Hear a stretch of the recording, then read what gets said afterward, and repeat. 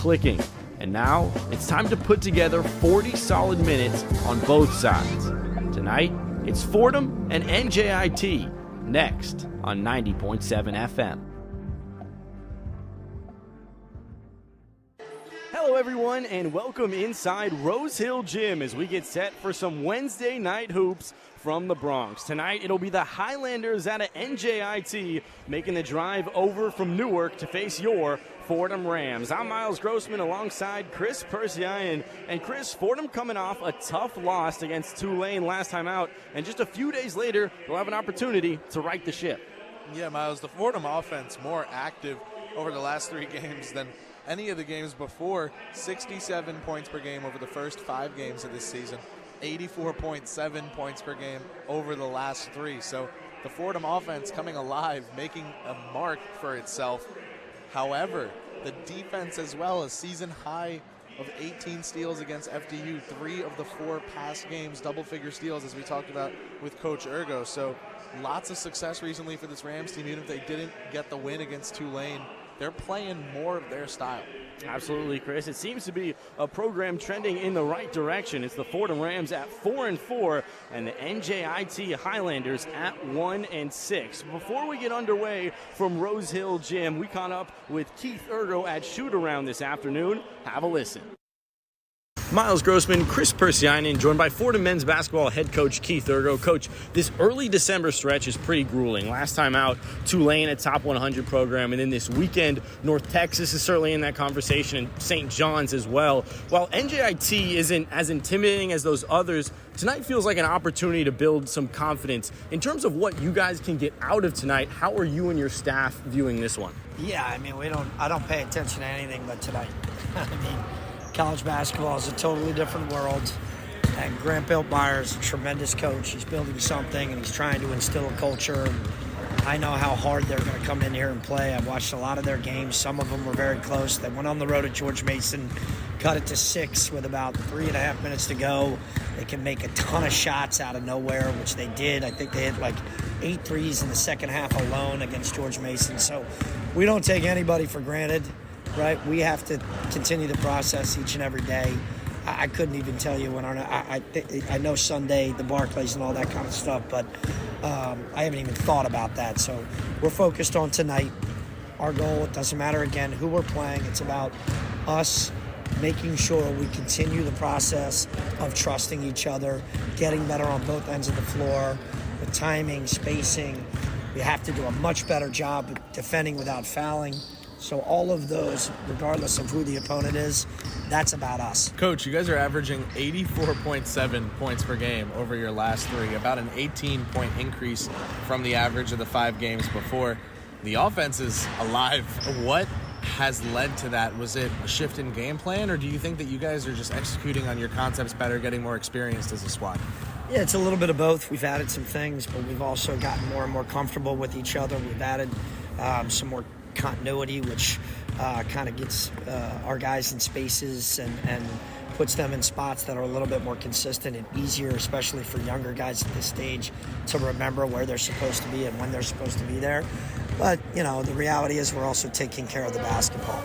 You know, we're taking care of it at a better percentage, but not nearly as much as we know we need to in big time games. The other night, I think we had 14 turnovers, which obviously if we had 2 or 3 less, we feel like we would have been in a better position. We know if we take care of the basketball, we're going to get good shots. We have a lot of talent at pretty much all 3 phases of the game. So, you know, but again, we went cold there late in the second half, but we were still able to get the ball inside. And I think that's our versatility. So I don't think it's anything crazy. It's just continuing to put the time and energy and learning how to build off of the trust we have with one another. Guys like Josh Rivera and Jaffe, the more they play with everybody else, the more comfortable they get. But taking care of the basketball is the key. Definitely, and one of the things we've spoken about a lot early in the year is the sophomore core of this team, just how young guys like Josh Rivera and co are, but they're regular players in this rotation. Now that you got 8 games under your belt, what have you seen development-wise from the young core? Yeah, I think they're starting to understand the importance of details each and every day. It's not just showing up for the games. And look, since we got back from the Virgin Islands, we haven't had a day off. We've gone every single day because we've had 2-day prep for every game that we've had through Sunday's matchup. So I think tomorrow we'll most likely have a day off. That'll be the first one, regardless of the outcome tonight, but that we've had, and since we got back from the Thanksgiving break, which that's pretty intense, and especially with exams coming up. So I've been really impressed with them understanding the details, but we're not even close to where we have to be. We have to continue to commit to each and every day, understanding every single second that we're on the floor. The details matter. The preparation matters. And with a young group, that's a process. And I'll continue to say, I think the ultimate goal for this program is to be the best it can be at the end of each season. And I firmly believe that this group has a longer, they're getting there slower than last year's team, because we don't have 6 24-year-olds. But if they do, or when they do reach their full potential, this team could be really, really, really special. Well, speaking of reaching that potential, some defensive success recently put into practice with a double-digit amount of steals in 3 of your last 4, a season high of 18 against FDU. Same question now on the offensive end, but to the defensive end. Was that a switch in game plan, or is that you guys executing better on your concepts, congealing as a unit? No, I think that's just kind of the pressure that we're putting on the basketball. That's what we want to do. I mean, we forced a lot of turnovers if you look over the course of this season. I mean, that's why we're in the top 40 defensively in the country. The other night, you got to give them credit. I thought we played the very similar game plan and did what we wanted to do. We were wearing them out. They only had one timeout left at the 8-minute mark, and unfortunately the fouls allowed them, I think it was 18 out of 23 of their last points. Every one of those fouls was a timeout for them. They only played 6 guys, essentially. Their 7 played 5 minutes. So the goal was to wear them out, and I thought we were doing that. Now, credit them. They made some big-time plays. Holloway, that was the guy we wanted to have to score. He did a great job for 30 of the minutes that he played. Then he went through a stretch where he missed 6 in a row, and we went on our run because he was getting worn out. So there's no new philosophy. It's how we've been playing. That's the way we want to continue to play. Use our depth, use our pressure, pick up full court, and really try to wear teams out. Coach, thank you so much for your time. Good luck tonight. Appreciate you guys. Go Rams. And welcome back inside Rose Hill Gym. Just a few minutes from getting underway inside the historic Rose Hill Gym. Tonight, the Fordham Rams matching up with NJIT out of the America East. I'm Miles Grossman alongside Kris Pursiainen. Kris, you touched on it a minute ago, but this Fordham Ram offense in their last 3 games, 93 points, 80 points, and then 81 points. Numbers that we're not used to seeing in just 40 minutes. No, definitely not, Miles. They're getting into their groove, and even though, like we said earlier, it wasn't the result they wanted in the final score at the end of the game against the Green Wave, well, they did get 40 more minutes of tape down where the offense was operating at a level that can allow them to beat some of their other opponents coming up this season on the schedule. Absolutely. And then another interesting element of last time out against Tulane is Jaffe Medor held scoreless, 0 for 7 from the field. And Kris, what's probably most worrisome about the star guard's performance last time out was no free throws attempted, someone that's oh so reliable when it comes to getting to the charity stripe. Well, not last time. Yeah, Miles, we always say here on the broadcast that Medor's best friend is the free throw line, especially when the shot isn't falling from downtown, which opens the rest of his game up. He can still get those paint drives to open up by getting to the line and making the most of his opportunities when he gets there. But 0 of 4 from behind the arc last game, 0 of 7 from the floor. He needs to prioritize drawing contact, initiating contact, and either kicking out to a teammate or using that air time we know he can get hanging above, below, wherever it is near the rim that he gets with that vertical and find a teammate or finish inside. Definitely. And, getting to the line is something we'd like to see out of Jaffe Medor, but really something you'd like to see out of the entire Fordham roster. It's been a pretty deep rotation this year, but last time out, it kind of shrunk up a little bit. Jameer Tripp, the freshman, only 2 minutes. Yoli Akuova with 3. Riley with 7, and Ramad Dean with 7. People that we're used to seeing double-digit numbers from, not last time out. Once again, a little bit of that adjustment. It'll be interesting to see if Coach Ergo rolls with that once again. Well, Angel Montos, important sophomore in the bench unit, hasn't been playing recently. He's had that knee bothering him, and so as a result, Fordham's kind of leaned into its experience. They've leaned into their veterans, Charlton, Rose, Simbila, and the rest. And now we'll We got the national anthem going in the background, so we'll take a quick break from Rose Hill Gym, but just back in 30 seconds from the Bronx.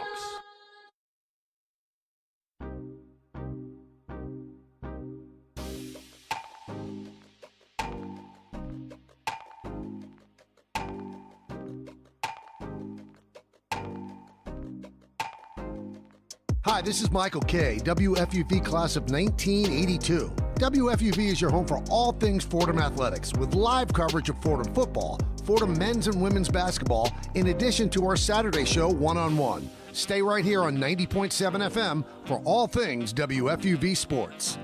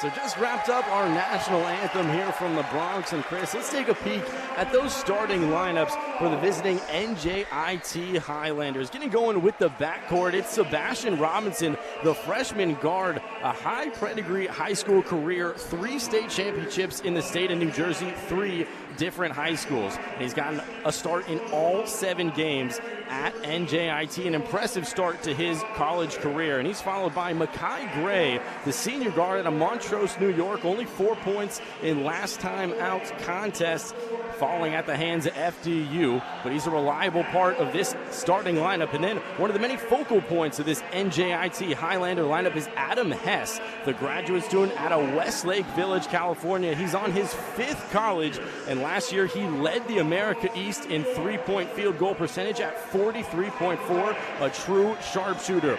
And following up Hess, it'll be Elijah Buchanan, 5 years at Manhattan and then transferring over to NJIT. He's making his 90th career start this evening. A heck of a lot of experience, 11.8 points a contest. He's really that point forward, if you will, for NJIT. And wrapping it up will be the big man, Daniel Schreier, the grad forward out of Santa Monica, California. Also 5 years at Manhattan with Buchanan and transferred over. Year 6 of college basketball, just like his running mate in Buchanan. 5 years at Manhattan, and now wrapping up this NJIT starting lineup. And Kris, when you take a look at those 5 names, it was Adam Hess, the sharpshooter, and really the dangerous point forward in Elijah Buchanan.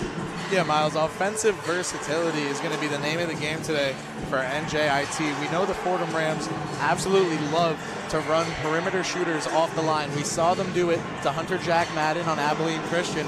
It's a trend that this Fordham Rams defense follows. And like Ergo said before the game, they're one of the top 40, 50 defenses in the country. Well, how they're going to do that today and try to continue that trend is by stopping number 4, Adam Hess.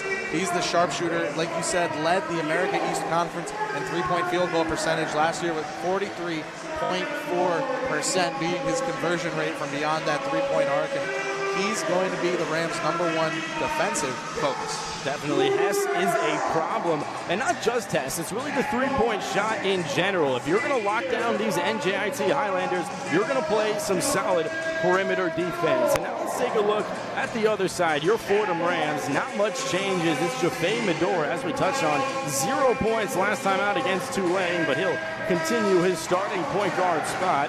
And with them in the backcourt, it's Kyle Rose and Antrell Charlton, the 2 seniors in their final year of eligibility with something to prove here on Rose Hill. And then it's the front court. Josh Rivera, the sophomore forward, the Lafayette transfer. It seems, Kris, day in and day out, we get a 13-point performance out of Josh Rivera. And then wrapping it up will be Abdu Simbila, the all A10 defensive selection. Well, Daniel Schreier, the thing with him being in the starting lineup tonight, Miles, is he is 2 of 7 from the floor in games where he plays 10 minutes or more.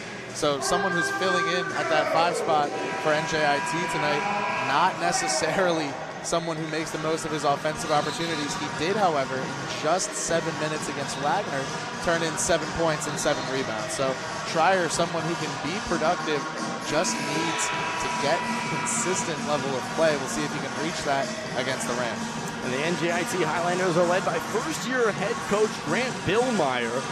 Yesterday we had the opportunity to catch up with him, and he was really saying front court-wise, he's still trying to figure everything out.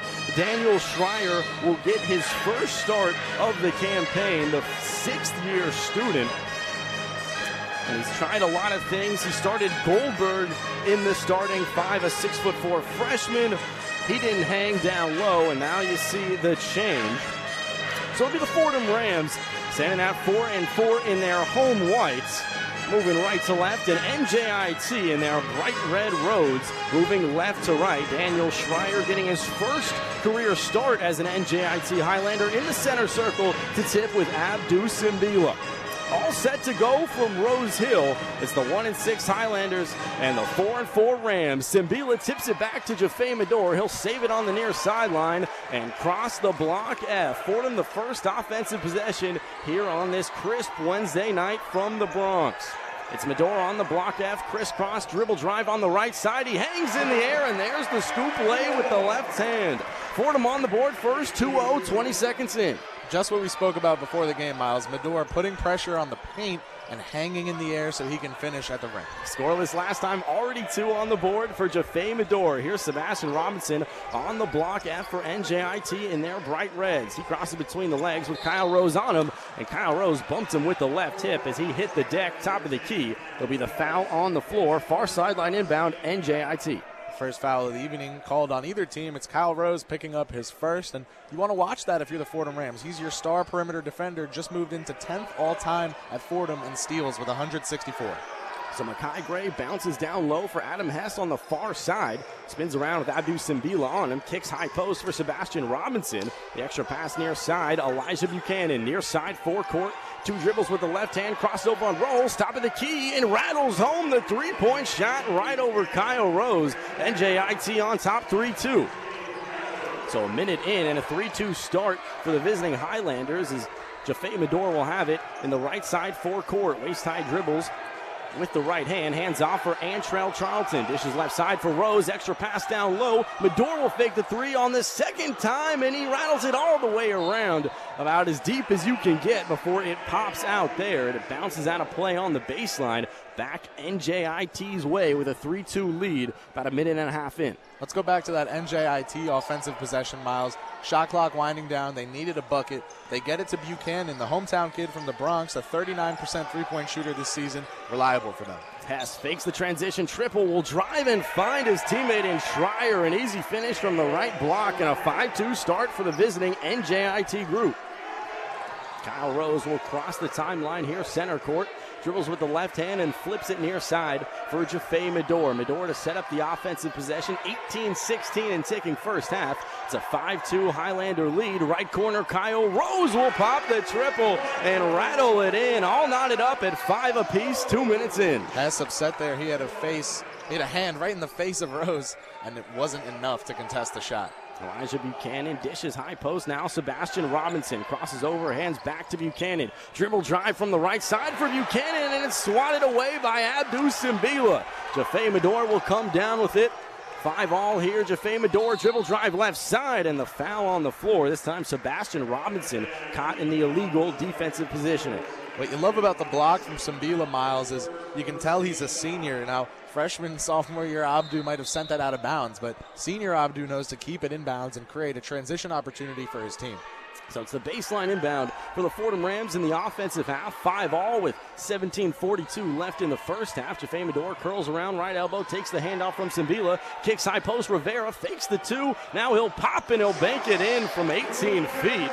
The mid-range J for Rivera. It's a 7-2 start for Fordham. Usually you want the shooter to just pop it right away, but I actually like Rivera taking a dribble and a second there to gather himself, square his shoulders. He's not the most accurate shooter, but The bank shot, still 2 points. Here's Makai Gray angling around on Jaffe Medor, high post. He'll get doubled by Kyle Rose and kick it back out. Now he's caught up looking for a teammate, and he finds Buchanan on the block F. Buchanan right arc. He'll work his way and pop the triple, and he can't hit. Kyle Rose rises and rips down the Fordham rebound. Stolen by Schreier, but Rose gets it right back for Fordham.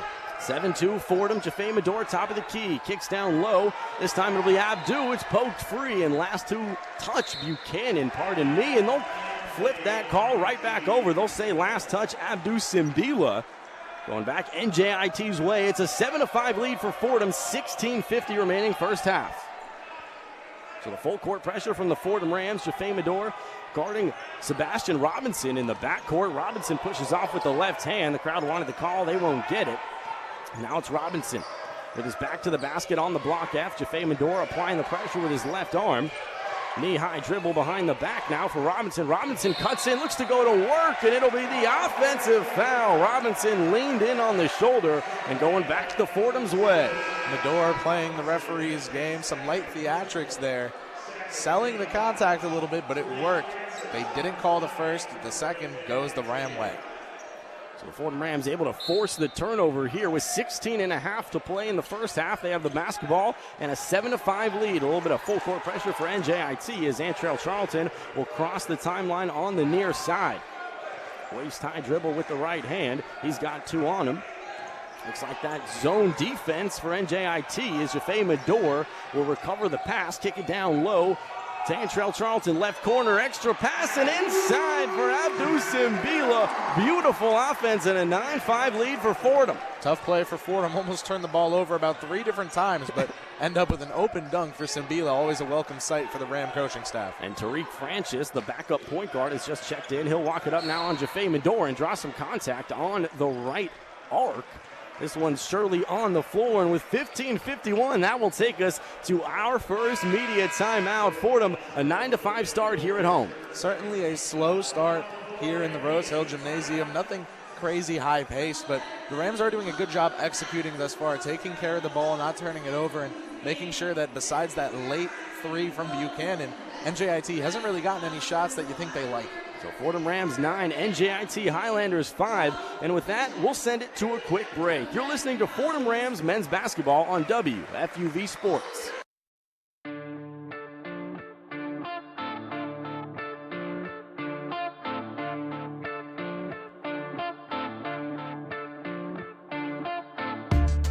What's going on, guys? I'm Jack Warner, one of your New York Rangers beat reporters for the 2023-2024 NHL season.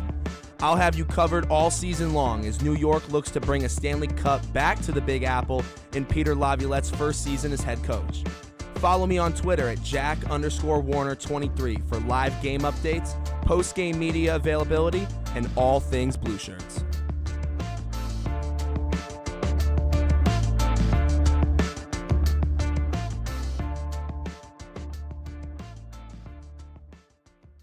Well, the Fordham Rams were trailing early, but a 7-0 run in the last 2:42 has them up 9-5 here at the under 16 media timeout here in the first half. I'm Miles Grossman alongside Kris Pursiainen. And Kris, for both sides, a lot of drive and kick offense. Yeah, Miles, both teams in what I call crawl mode, just waiting and trying to feel out the opposing defense, seeing if there's something they can exploit, a mismatch they can exploit, continuously optimizing their offensive opportunities. However, you look at the NJIT end of things, and it's been almost 3 minutes since they last scored. So some early success, a really easy bucket by Schreier inside, and other than that, the last-ditch three by Buchanan is their only other points on the board. NJIT still feeling their way through this matchup. I wouldn't write their offense off just yet, but they have yet to show us that they have an answer, something consistent to lean on against this Fordham defense. Of course, Miles, it is still early. Absolutely, Kris. And Elijah Buchanan, the Manhattan transfer, is 1 for 2 from deep. But, Kris, interesting to mention, they're both wide open shots, something the Fordham Rams are going to have to shore up late. NJIT isn't known to be the most dangerous offense in America, but when they get hot, it's from deep. You can't leave them open from the right arc. Absolutely. Well, their first half at home against FDU, they shot 50% from the floor. One of their best halves they've had all season. But it was a 29% field goal performance in the second half. 2 of 13 from 3 in that second half, too, by the way. that lost them the game by 3 points. So it's the right sideline inbound for the Highlanders in the offensive half. Here's Francis, works his way to the left arc, dishes up top now, and heaving the three will be DeGraff, who just checked in off the back of the heel. He can't get it. Abdu Simbila the save on the far sideline, and it'll be Fordham Ram basketball. Will Richardson, high post, he just checked in alongside Zach Riley, who's also now into this ball game. Will Richardson left arc.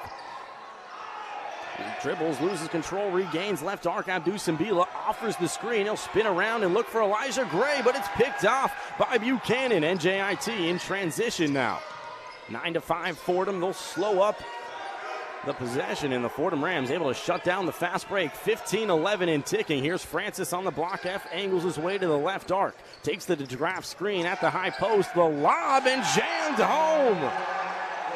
DeGraff, Kyle DeGraff out of the Netherlands with an emphatic slam. And back within two now. 9-7 Fordham. Zach Riley in the offensive half. He loses control. And Buchanan back-to-back steals now. Buchanan right arc in transition. He'll kick it right side. Bounce pass into the right block for DeGraff. DeGraff spins around right block. Finds his man, and Abdu swats it away on the left block. Antrell Charlton will walk it up on the right side. Bounces short corner now, Elijah Gray. Gray will heave it, pardon me there. And it's no good off the back of the heel. Still a 9-7 lead for Fordham. 14.5 first half. Buchanan transition and off the right side of the window and down. 9-all. Yeah, Miles, Buchanan playing some really tough basketball here, forcing contact inside and creating offense as a result. Zach Riley bodies his way into the offensive half. He'll dish it left side now for Antrell Charlton. 14:05 in ticking. It's a 9-all ball game. Fordham Ram basketball. Zach Riley on the right arc, dishes left side now for Will Richardson. Richardson 2 on him, bounces into the heart of the zone. Kick out to Riley. Riley rises on a 3, and he's no good, too strong. But Abdu's there for the offensive board. Left arc, Richardson will rise and bury the triple. It's a 12-9 lead for Fordham, under 14 first half. 6 offensive rebounds for Simbila last time out against Tulane, and that one from him there really created that opportunity for Fordham. Here's Francis to walk it up. Hesitation step, dribble drive in on Abdu, and it's swatted out of play on the far sideline. 3 blocks on the day for Abdu Simbila in about 6.5 minutes. It'll stay right here with NJIT. It's a 12-9 lead for Fordham. And the offensive baseline with 13.5 for NJIT. Miles, we should mention that second block by Simbila. He rebounded it himself. Another block where he kept it in bounds. That one emphatically flew into the stands. Goes Francis on the left arc. Antrell Charlton harassing him in the far side forecourt. He'll dribble between the legs. Now take the DeGraff pick. Hesitation for Francis. Hooks it around to DeGraff down low and rises through the Elijah Gray contact. He can't hit, but Kyle DeGraff will go to the line for 2 free throws. He's the 6'10" grad forward out of the Netherlands. Yeah, Gray needs to stay on his feet there, Miles. You can't jump. He got by the pump fake, and it resulted in some poor defensive positioning. Now, NJIT with a chance to stop the clock and get some points on the board. Exactly right, Kris. The clock will stop with 13-17 in the first half. It'll be Kyle DeGraff out of Rotterdam, Netherlands. 6'10", and he's well short on the first free throw. Only a 67% on the campaign, and the Fordham lead will hold at 12-9. DeGraff, the longest tenured Highlander. It's his 6th year with the program, averaging 6.7 points, 4 rebounds per game thus far this season. And I should note he's doing all that on a field goal percentage of 61.5. Efficient, Miles. Very. As he rattles home the second free throw, back within 2 is NJIT. The full court pressure continues for the Highlanders in red. Now Will Richardson will look to beat it himself. Crosses over, 2 men on him in the backcourt. Looks to find Riley. It's near the 10-second mark as he'll heave it ahead to Elijah Gray. Dribble drive, left arc. Elijah Gray heaves it up with the left hand, and he cannot hit. Empty possession there for Fordham, 12-10. They lead. NJIT the other way. Driving kick right side. Hess rises on the triple, and he's no good. Off the left side of the iron, and Antrell Charlton rips it down for Fordham. You can tell they hate leaving Hess open. Got lucky that time, Miles. No good. 12-10 Fordham with the basketball. Here's Zach Riley. Dishes high post for Ahmad Dean. He just checked in for the first time. Finds Richardson. He'll rise, and he's short. On the left arc triple, it'll be the foul. Going for the rebound. This one's on Adam Hess.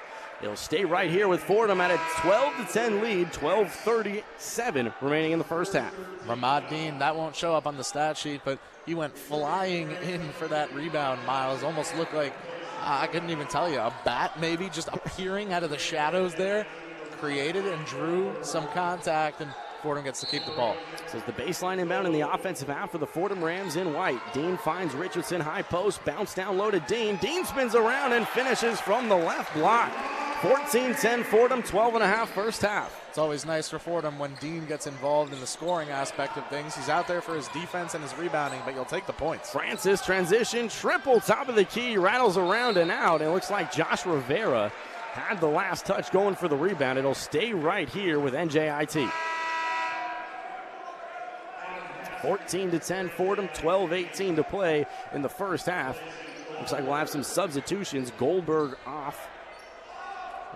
on, pardon me. It's Makai Gray checking off.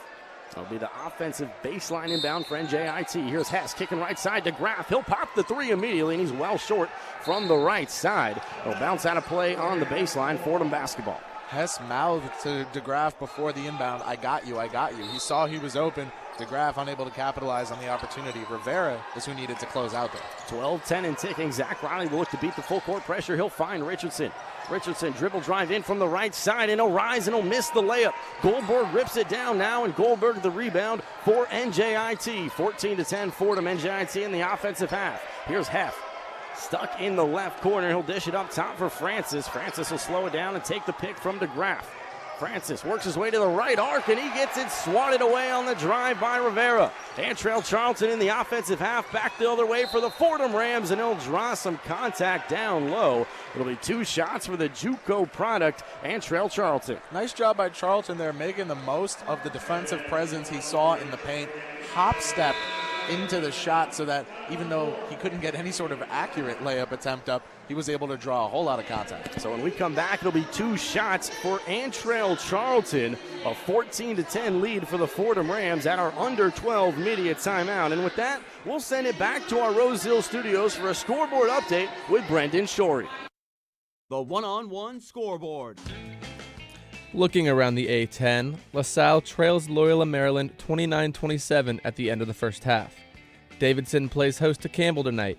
Campbell leads that one 15-7 with 12 minutes remaining in the first half. Duquesne travels to West Virginia to take on the Marshall Thundering Herd. That one's knotted up at 7 minutes into the game. UMass heads to Maryland to take on the Towson Tigers. UMass trails Towson 16-8 with 13 minutes to go in the first half. Rhode Island is going Ivy tonight as they host Brown University.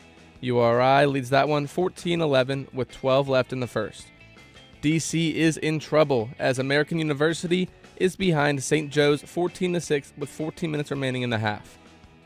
Penny Hardaway takes on the defending A10 champion VCU Rams. VCU leads Memphis 16-7, 8 minutes into the game.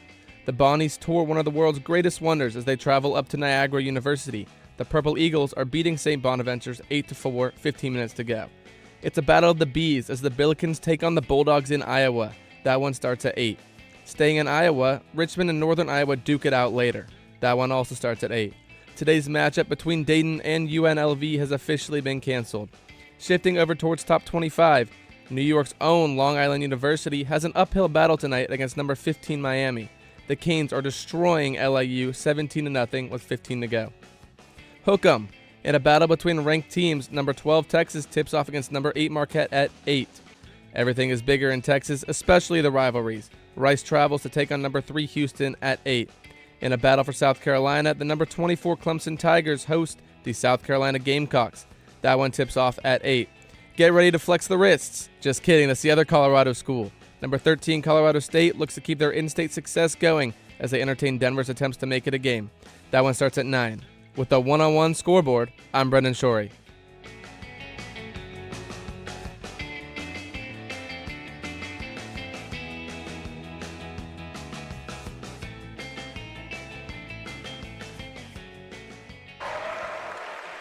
And welcome back inside Rose Hill Gym. It's a 15-10 lead on the made Antrell Charlton free throw. This is first of 2.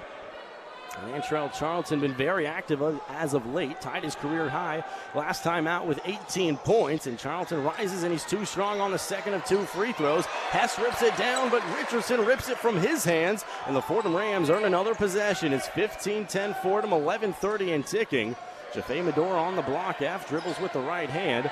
Sebastian Robinson, the point guard on him. Hands out for Antrell Charlton, right arc, dishes up top for Richardson. Charlton gets it back, now Rivera offers the pick. Charlton still on the right arc. Hesitation, now bounces it down low for Rivera. Rivera spins around and rises and draws the contact with the left hand. It'll be 2 more shots for Josh Rivera and a 15-10 lead for Fordham. 11-15 left in the first half. Rivera, Miles, it's interesting. You look back to his previous season, Patriot League all-rookie team with Lafayette. Second on the team in points, second on the team in rebounds. Well, take a look at the Fordham Rams statistical production this season. Rivera, second on the team in scoring with 11.1 points, second on the team in rebounds with 5.4 a game. So, similar. And Rivera, no good, too strong off the left side of the iron. And Josh Rivera is 8 for 26 on the year from the charity stripe. He's been so good at getting there, but he hits them at about a 31% clip, and that absolutely can't continue if you're Josh Rivera, the sophomore, but he's just a sophomore, as we like to say, Kris. And Rivera will bend the knees on a high arcer, and he rattles it in. It's a 16-10 lead for Fordham, 11-15 first half. NJIT will look to inbound. They'll find Robinson. It's the Will Richardson full court press. I was going to say, Miles, some really intense pressure here from Fordham. So Robinson backs his way down on the block F. He'll cross the timeline on Will Richardson. Kicks it to DeGraff left side. DeGraff trying to hand it off for a teammate. He's at the high post. Angles his way down low looking for the cutter in Gray, and Gray can't finish off the right side of the glass. Offensive rebound back to Buchanan, and nothing but net on the top of the key 3. Back within 3 is NJIT 16-13. And they'll have a full court pressure of their own. Kyle Rose finds Medor, and they're in the offensive half. Burst of speed for Medor, driving kick to Dean, and Dean airballs the right side 3. Still 16-13, Fordham. NJIT pushes the other way. Here's Robinson back his way down on Richardson, and he draws the contact. This one's got to be on the floor, though, at 16-13, 10.5 to play first half. You're right, Miles. Foul on the floor, so NJIT will be inbounding here, but I think the team's thought free throws were coming. They each huddled up, took a little timeout for themselves. So NJIT using the opportunity to make a substitution. Exactly right. Goldberg will check off. Hess will check back on. He's the trigger man on the baseline in the offensive half. He'll lob it to Buchanan, high post. Buchanan, hesitation. He'll pop the 3, and he's no good that time. Already got a couple to his credit. Ramadine pulls it down. It's a 16-13 Fordham lead. Will Richardson, transition, triple. He heaved that from NBA range, and he could not hit off the back of the heel. And Buchanan, the NJIT rebound. A transition affair. Buchanan looking to do it all himself. Out to Robinson. Extra pass for Hess. Hess on the triple, and nothing but net. Beautiful offense at 16 all. Hess has been left open twice today, Miles. He shot it both times, 1 of 2. And Fordham looks to heave it ahead into the offensive half. They'll now slow it up with Jaffe Medor between the circles on the left side. 16 all, under 10 to play first half. Here's Josh Rivera, top of the key. He fakes the 3 and dribble drive from the left side and in. The scoop is there. It's an 18-16 Fordham lead. Josh Rivera, going to be saying that name a lot tonight, Miles, because with NJIT having a mismatched front court, trying out different options, well, Rivera's the guy who's going to take advantage of that inside if there's any miscommunication. Here's DeGraff once again, the center at the top of the key. He'll dish it off and get it back and draw some contact on the give and go. It's Josh Rivera in on the contact. It'll be DeGraff shooting 2. That's Josh Rivera's first. I said it about Eli Gray earlier, Miles. Got to stay on your feet. When you are an interior defender, you got to stay on your feet and just provide your team the best coverage you can using your length. Keep those hands up. Use that standing reach, Miles. So DeGraff 1 for 2 so far today from the charity stripe. The Fordham Rams lead this one 18-16. The 6'10" big out of the Netherlands is short on the first. 67% are on the campaign, but the Fordham lead will hold it to 18-16, 9:19 to play in the first half. DeGraff is 66.7% free throw shooter. So not someone who you want at the line, but he can make them. So the second one from DeGraff is nothing but net, and NJIT is back within 1 at 18-17 Fordham, 9:19 to play here in the first half. And NJIT continues with their full court pressure. It's Kyle Rose to inbound to Jaffe Medor. But Tariq Francis has really been aggressive as Medora bursts to speed ahead into the offensive half. Right side dribble drive now. He'll find Elijah Gray left corner. Inside to Abdu, and Abdu rises with the right hand. Right over Schreier, and a 2017 lead for Fordham. Sambila's slowly gotten more comfortable with that right hook. Even the left hand sometimes he throws it in there. 20-17, 8:57 and ticking here in the first half. Buchanan guarded by Antrell Charlton on the block. He'll switch on to Abdu, pull up from 10 feet and rattle it home. And the star of this offense, Elijah Buchanan, continues a great start. Back within one is NJIT. Nice job by Buchanan making the most of having a big switched on to him. Got to get those puppies sliding. 20-19, Fordham 8.5 and ticking. Here, first half, Antrell Charlton, high post, kicks left side for Jaffe Medor. Dribble drive on the baseline for Medor, and he'll draw the block. Looks like this one should be on Daniel Schreier, the big down low. But Shirley on the floor. It'll be the baseline inbound in the offensive half for Fordham. They lead this one 20-19, 8:24 to play first half. Really nice job there offensively by Medor to reject the screen and fill in the space on the baseline. That's how to fill your lane and fill in the open gaps on the court. Even if you're not having a great shooting game, you can provide spacing with your cutting.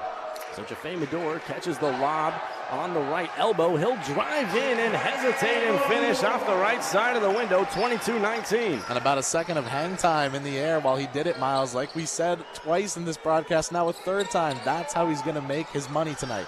8:07 and ticking as Elijah Gray rips it out of the hands of Francis in the forecourt, and he yams it home with the right hand. Fordham in transition, picking up two more, 24-19. And we know Gray is expressive, so a mean mug and a double bicep flex from him after the slam. 7:55 left in the first half. Schreier ahead and swatted from behind by Abdu Simbila.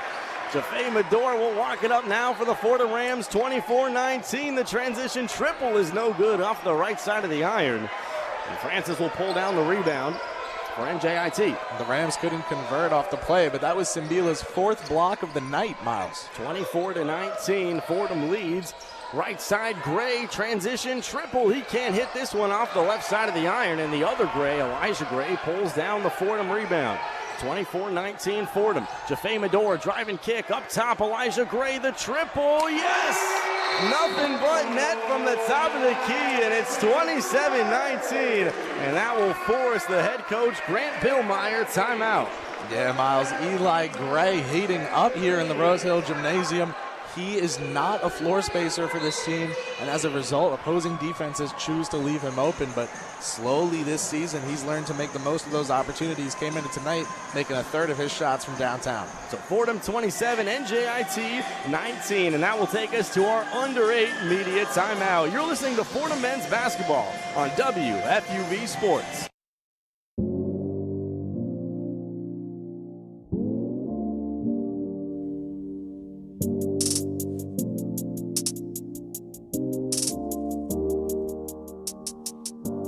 Hey everyone, I'm Kris Pursiainen. And I'm Will Grant.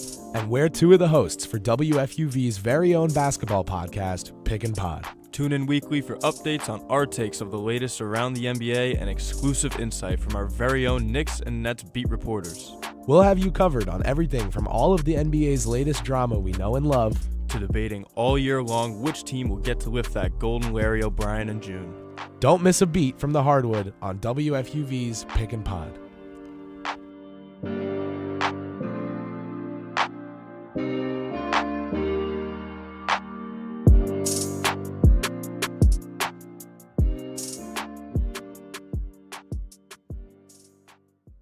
A 7-0 run for the Fordham Rams in the last 96 seconds. They lead this one 27-19 over NJIT. But before we return to the action, we'll now turn to the third member of our crew, Riley Lucas.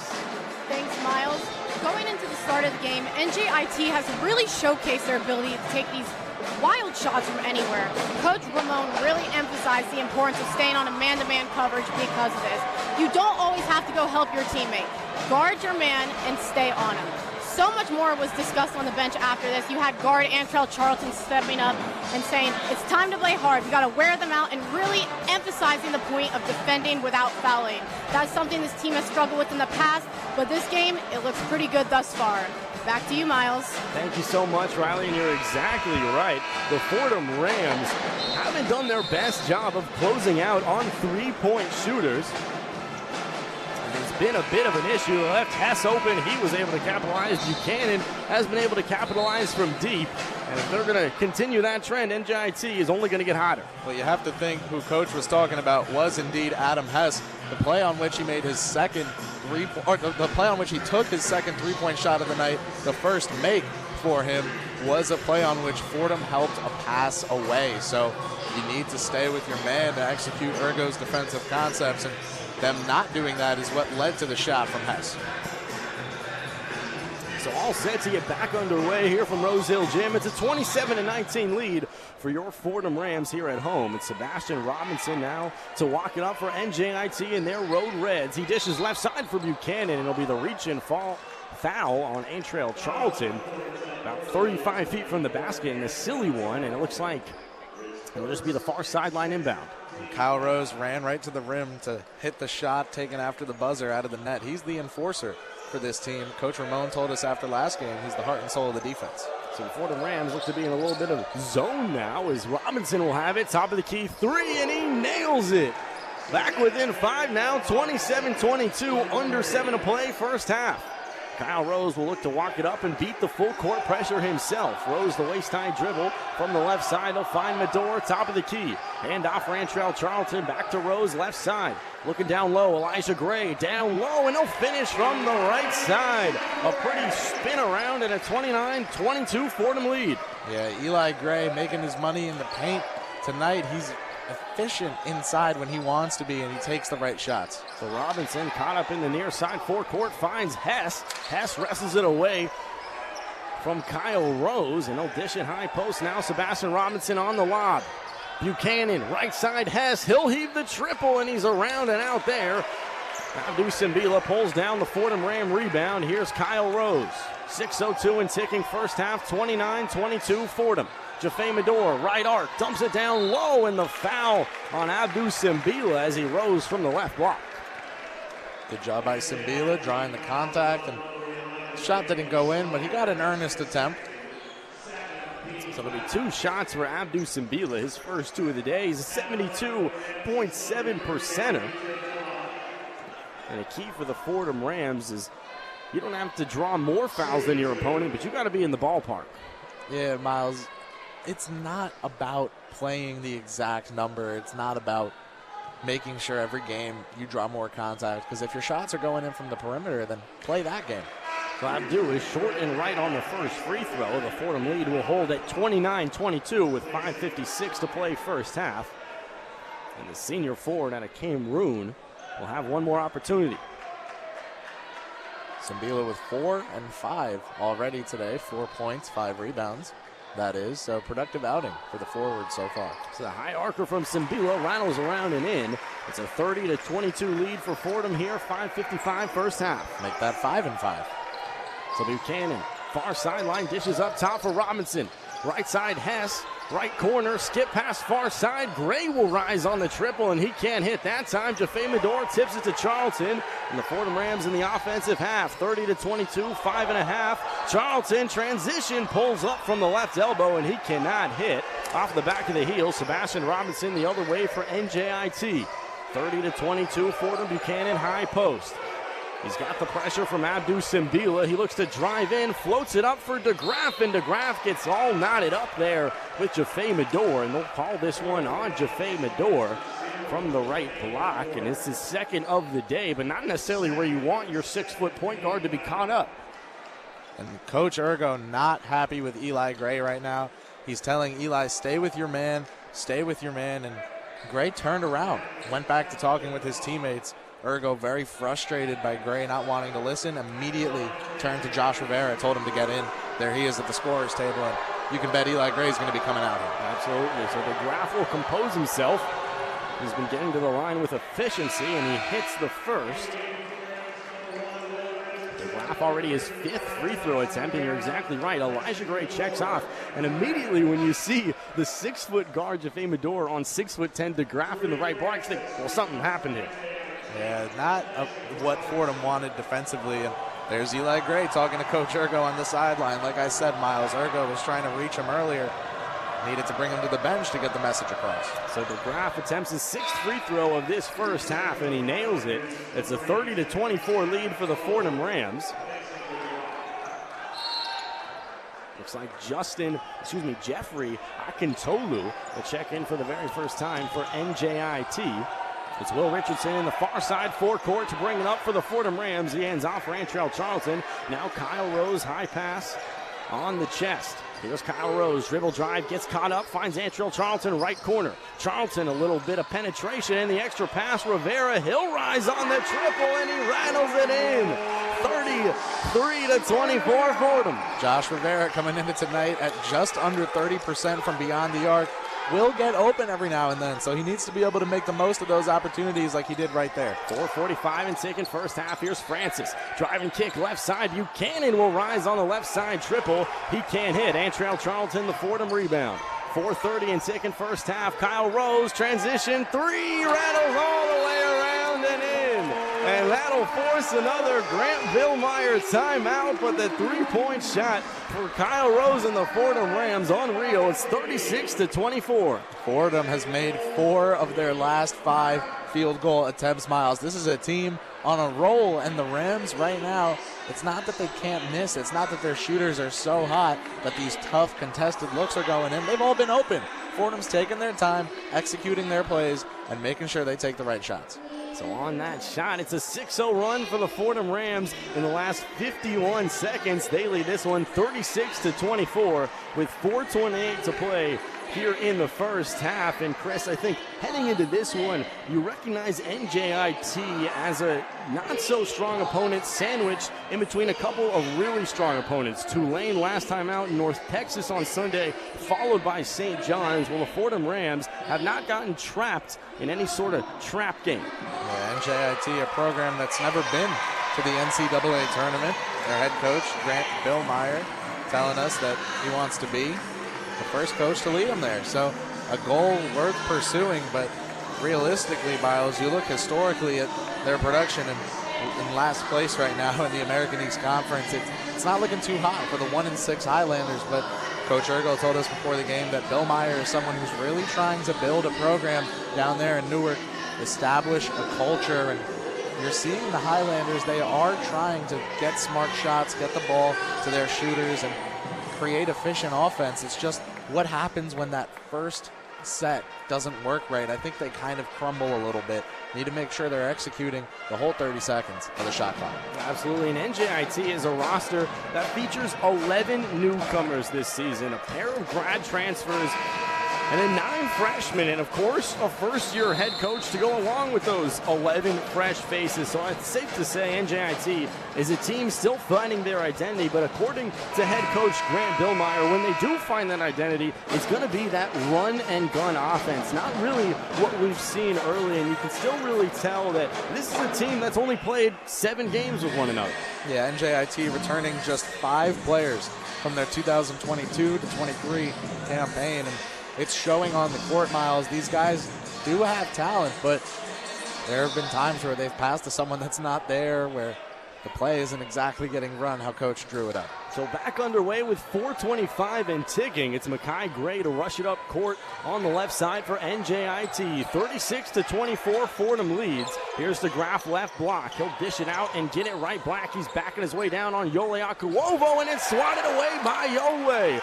And the block party continues alongside Abdu. Yole picks up his first, and Kyle Rose will have it on the left arc for the Fordham Rams. He declines the Rivera screen, dishes up top. Josh Rivera fakes the three, dribble drive in, and he can't hit from the left block. Hess battling for it. Richardson will rip away the rebound once again, and another offensive rebound for Fordham. Here's Kyle Rose, top of the key. Yole Akuovo left block, spinning around on 2 defenders, and he stepped on the baseline. It'll be the turnover here at 36-24 Fordham. And Akuovo is who extended that play for the Rams, Miles. He tipped it out to Richardson. That's how Richardson got the ball in the first place. But when it got back to Akuovo, got a foot on the line, and possession ended for the Rams. So 3:40 and ticking first half. Here's Makai Gray. Dribble drive from the right arc in on Josh Rivera. Spins his way from the heart of the lane, and he'll draw some contact And Joshua Rivera doesn't like the call. He says he was straight up there, but it'll be 2 more shots, 36-24, 3.5 first half. Rivera was on his way over to the official who made the call, but a hand went across his chest and held him back. It was senior Kyle Rose, someone who Ergo has said is now one of the leaders on this team and one of the primary guys that everyone in the locker room listens to. And he told Rivera, just get on the block and keep it cool. So Makai Gray is nothing but net on the first of 2 free throws. He's just a 64%er on the campaign. And that one brings NJIT back within 11, 36-25. So you have some Fordham Rams substitutions. Elijah Gray checks on for Josh Rivera down low. Jameer Tripp getting his first run of the game in for Kyle Rose as well. So 2 changes to the lineup here for the Rams, getting a bit bigger. And Gray from the charity stripe is nothing but net for NJIT. Brings them back within 10, 36-26. Tripp inbounds to Richardson, and he'll look to beat the full court pressure now. 2 men. Tripp will do it himself in the far side. Handoff for Richardson in the offensive half. 3:22 and ticking first half. Fordham Ram basketball. Jameer Tripp dishes down low for Elijah Gray, and Gray got confused, got a little indecisive, and he dragged the pivot. It'll be the turnover on the travel. 36-26. NJIT ball. 3:16 first half.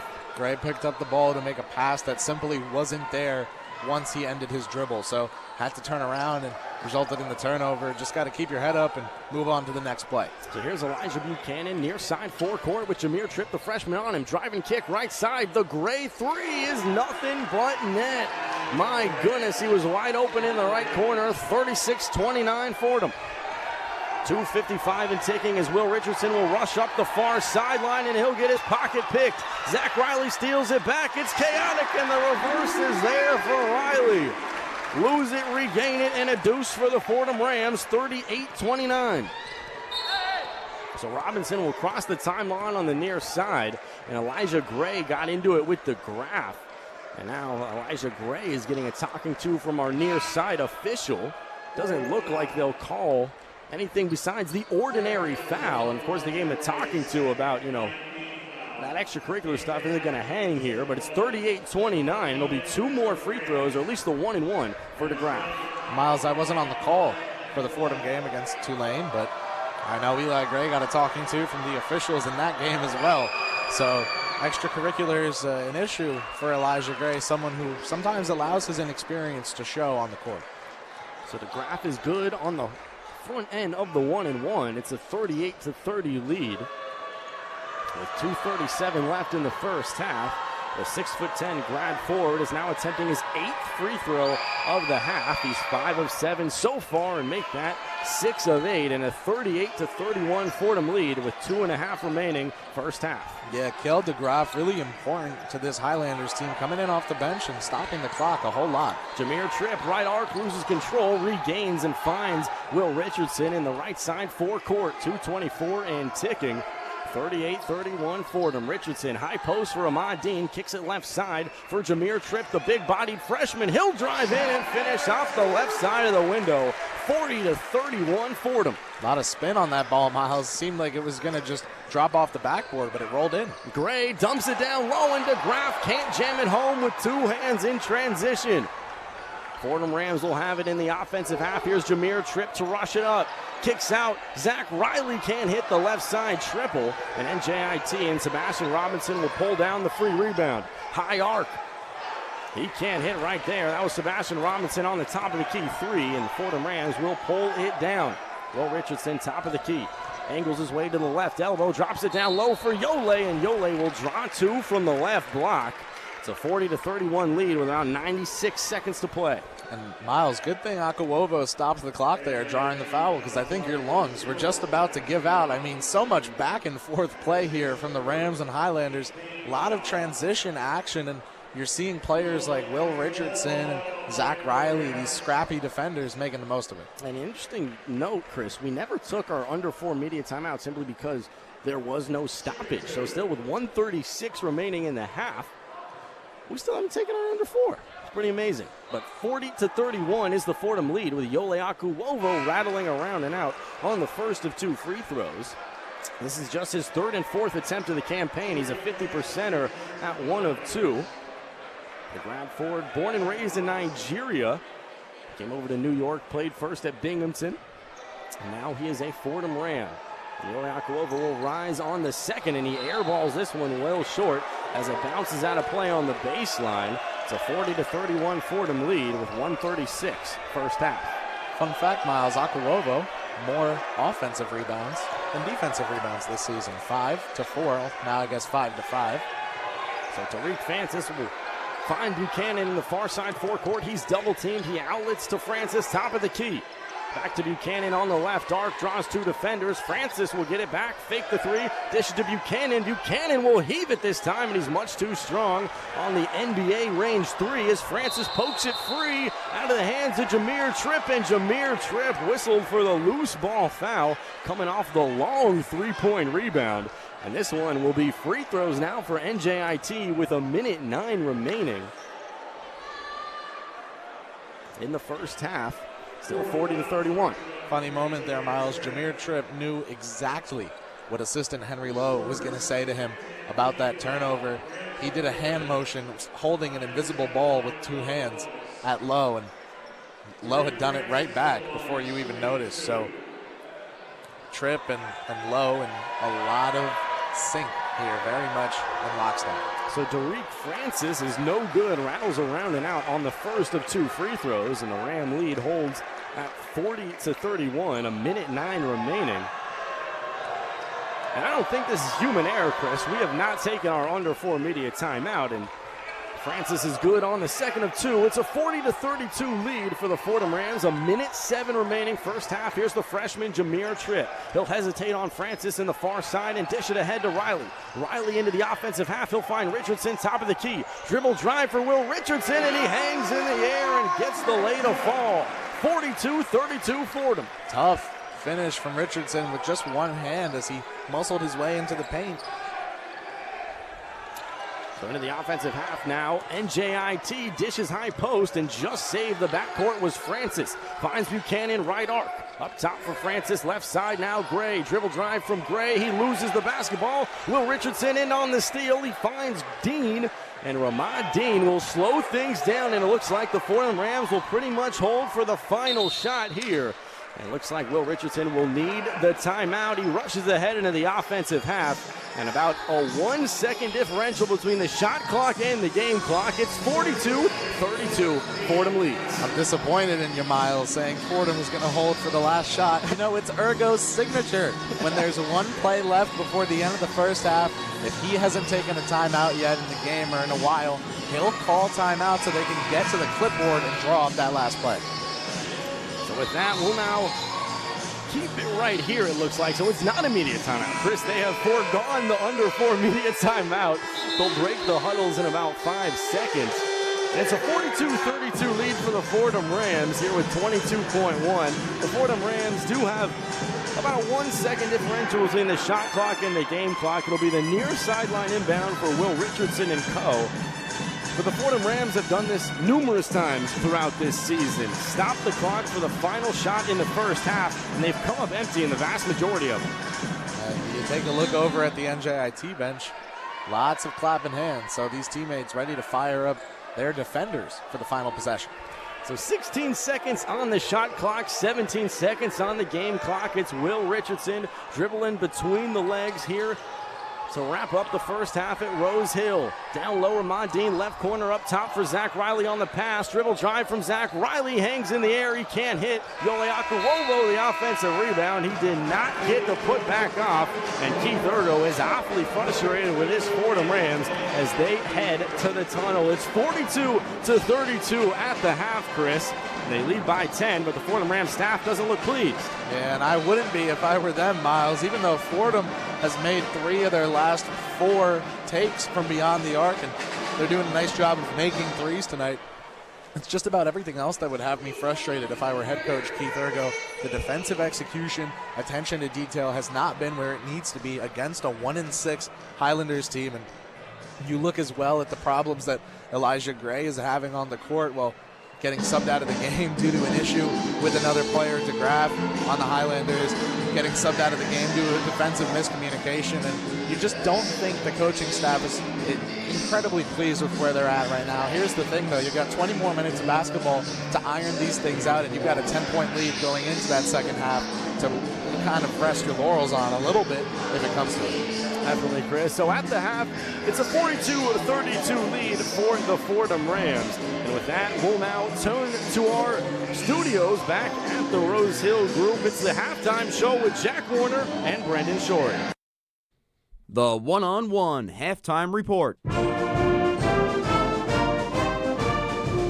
It is a chilly December evening here at Fordham's Rose Hill campus, and it is Santa Palooza night at the historic Rose Hill Gymnasium.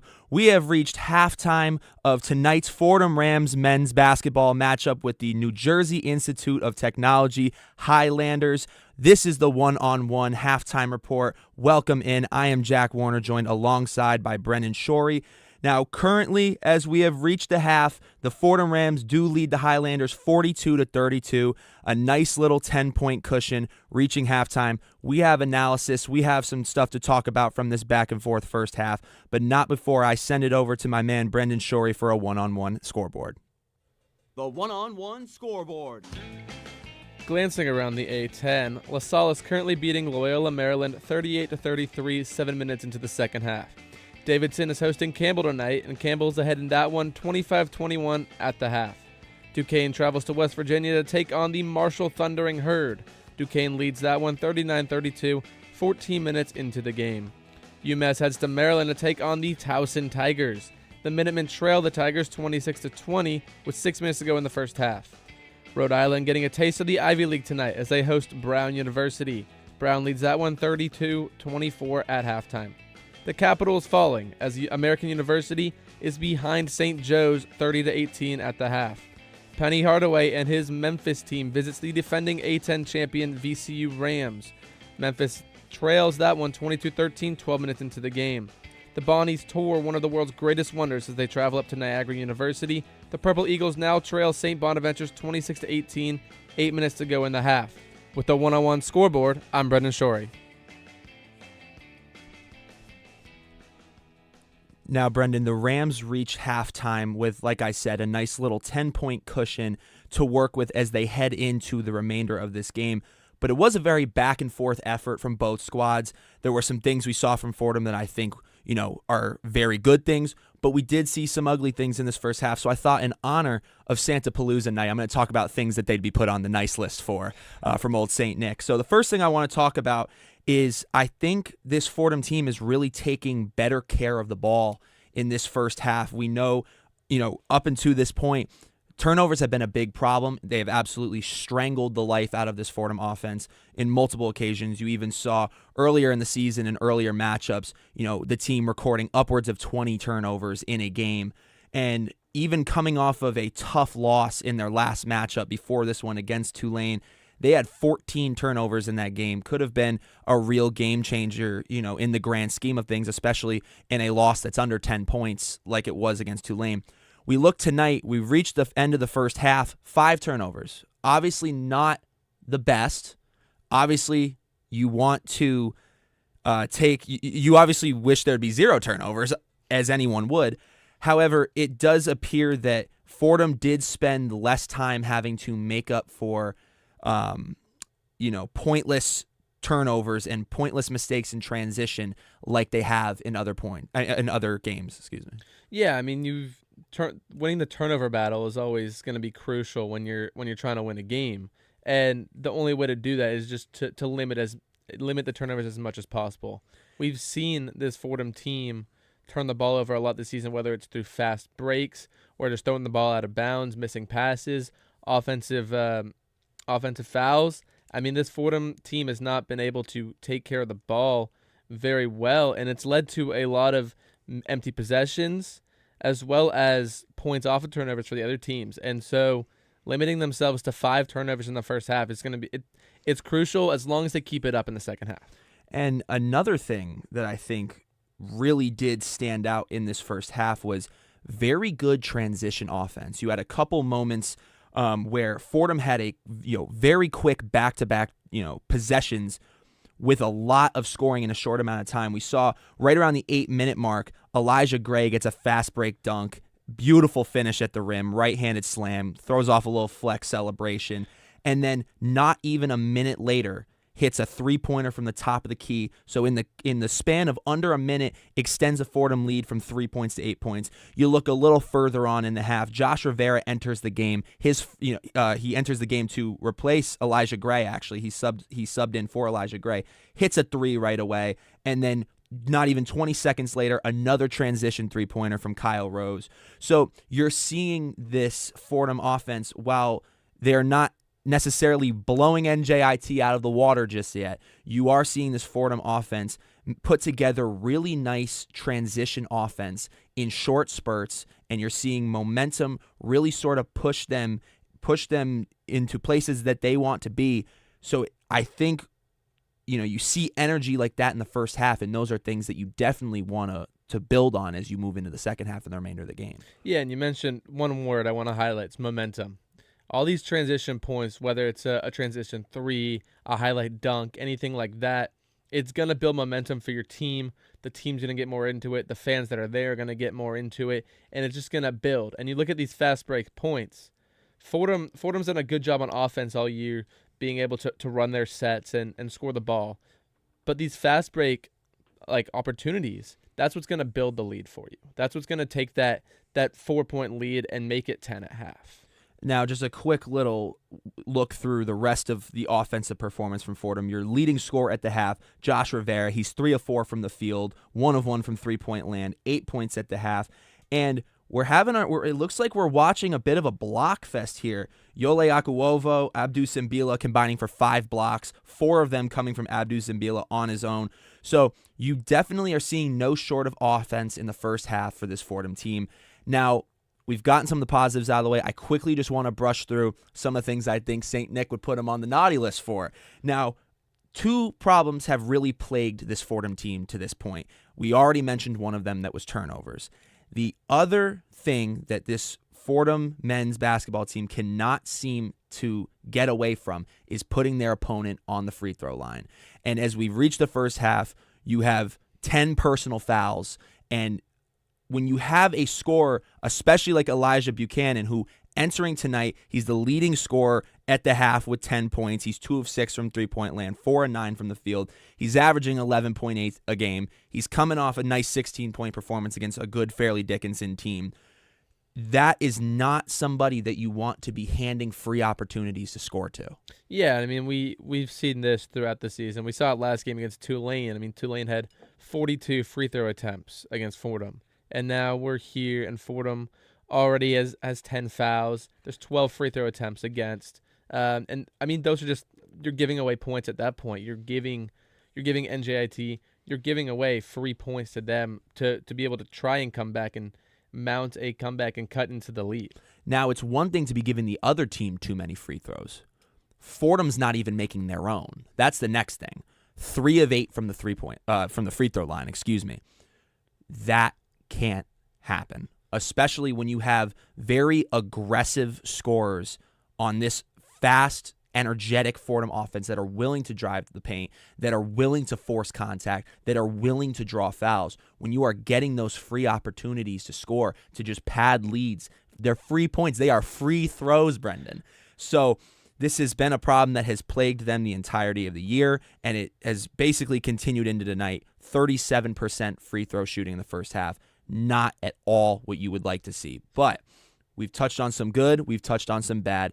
In this second half, Brendan, I just want to hear just a couple thoughts from you about what you want to see from this Fordham Rams team to secure another W and get back above 500 at the end of this game. I want to see a combination of 2 things. I want to see them continue to limit the turnovers and take care of the ball on offense. And then I also want to see them take care of defense and play smart defense. So don't foul these guys when they drive. Don't foul these NJIT players when they drive. Work your sets right. Play the defensively zones. They went into a zone towards the end of the half. Play it right. You don't want to have what we saw. We saw Mador was on a 6'10" NJIT player at the end because Elijah Gray misses assignment. Like, that's not playing smart defense. But given it's one possession. If they were to consistently do that, NJIT is an easy way back into this game. So play it smart on both sides of the ball. And for me personally, just watching this game specifically, I think the focus in the second half, Fordham has shown that they can score against this team. They've shown that they've been able to play an aggressive brand of offense and create scoring chances. They need to shut down Elijah Buchanan and Jel DeGraff. You got Elijah Buchanan, who I just said some very nice things about, great scorer, knows how to shoot, has been their leading scorer at the half. And you got Jel DeGraff, who's 6'10", that is a physical presence. He's the next leading scorer. 10 points for Buchanan, 8 points for DeGraff. After that, you don't have a player that's scoring more than 5 on that entire team. The rest of the offense has not been a threat. Those two have. So I think it's a combination of playing clean defense that keeps you out of foul trouble, but not shying away from their two best scorers, because it's clear that those two, the offense runs through Buchanan and DeGraff, and it's going to continue to do so because they've seen success from it. I don't see any reason why they won't come off in the second half, giving Buchanan as many shot opportunities as they can and, camping out DeGraff under the boards every opportunity that they have. But on that note, we are going to send it back to the Rose Hill Gym, where Miles Grossman and Kris Pursiainen will take you the rest of the way. Thank you for listening to the One-on-One Halftime Report.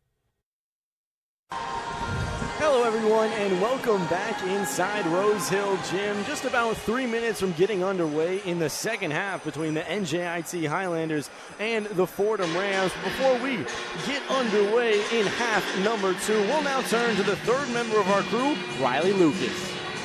There's a lot of frustration coming from this Fordham bench despite holding this lead. You have Coach Keith Ergo, and he just feels everything negative with the Fordham failure to guard these key players on the Highlanders roster. Moving forward, you have Elijah Gray. He seems to just be frustrated with everything having to do with himself, whether offensive and defensive. And most importantly, just these pull-up jumpers from NJIT that can't seem to miss. There was a lot discussed on this bench that obviously needs to improve moving forward, and I'm sure it's being discussed in this half. Stop taking these quick shots, take your time and get the key stops. Use depth, use pressure, and put your body in front of everyone. You cannot wait till they go for these shots to guard them. It's not going to work, and moving forward, these Rams just got to step it up. Thanks, Miles. Great points, Riley. And the Fordham Rams, a 10-point lead at the half, but it was a very frustrated staff heading in to that Fordham tunnel in the far side, and you could tell they're going to want to clean up a couple things on the defensive end, something that they're going to need to hone in on ahead of 8-10. Yeah, Miles, in regards to what's going well for the Rams, you'd say they're finishing in the paint. They're dominating it overall, right? 22 points in the paint compared to the Highlanders' 6. However, just like you're saying, where Fordham can clean things up a little bit, 6 points for Fordham on fast breaks, 0 for NJIT. No reason that shouldn't be 10 or 12 to 0. Fordham can make the most of running the floor, getting out in transition, even just drawing a foul, getting to the line. Seeing the ball go through the net helps, no matter how you want to spin it. And it's an interesting situation for the Fordham Rams. One of the more well-diversified attacks of the season. The leader is Josh Rivera, but he's in single digits at 8 points, followed by Elijah Gray down low with 7 of his own.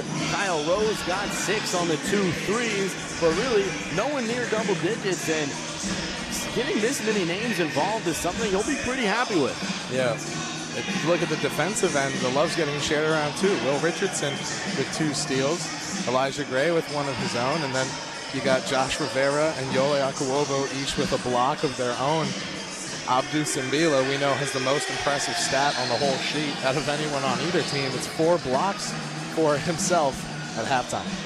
And on the other side, looking at that NJIT box score, leading the way is the star of this offense in his 6th year of college basketball, Elijah Buchanan. Kris, when you think about the experience of Elijah Buchanan, it's pretty unbelievable. 5 years at Manhattan. He's making his 90th career start this evening, and he sure looks like that point forward that knows how to play basketball. If he's not taking his own shots from deep, he's penetrating, he's driving and kicking. He's the focal point of this offense. And what I really like about what Jack Warner said at the half was his running mate down low, Kyle DeGraff, the 6'10", forward out of the Netherlands, has done a spectacular job of always being in the right place down low and drawing contact. I mean, look at it, 8 free throws taken in the first half. That can't happen. DeGraff was really getting the line at will.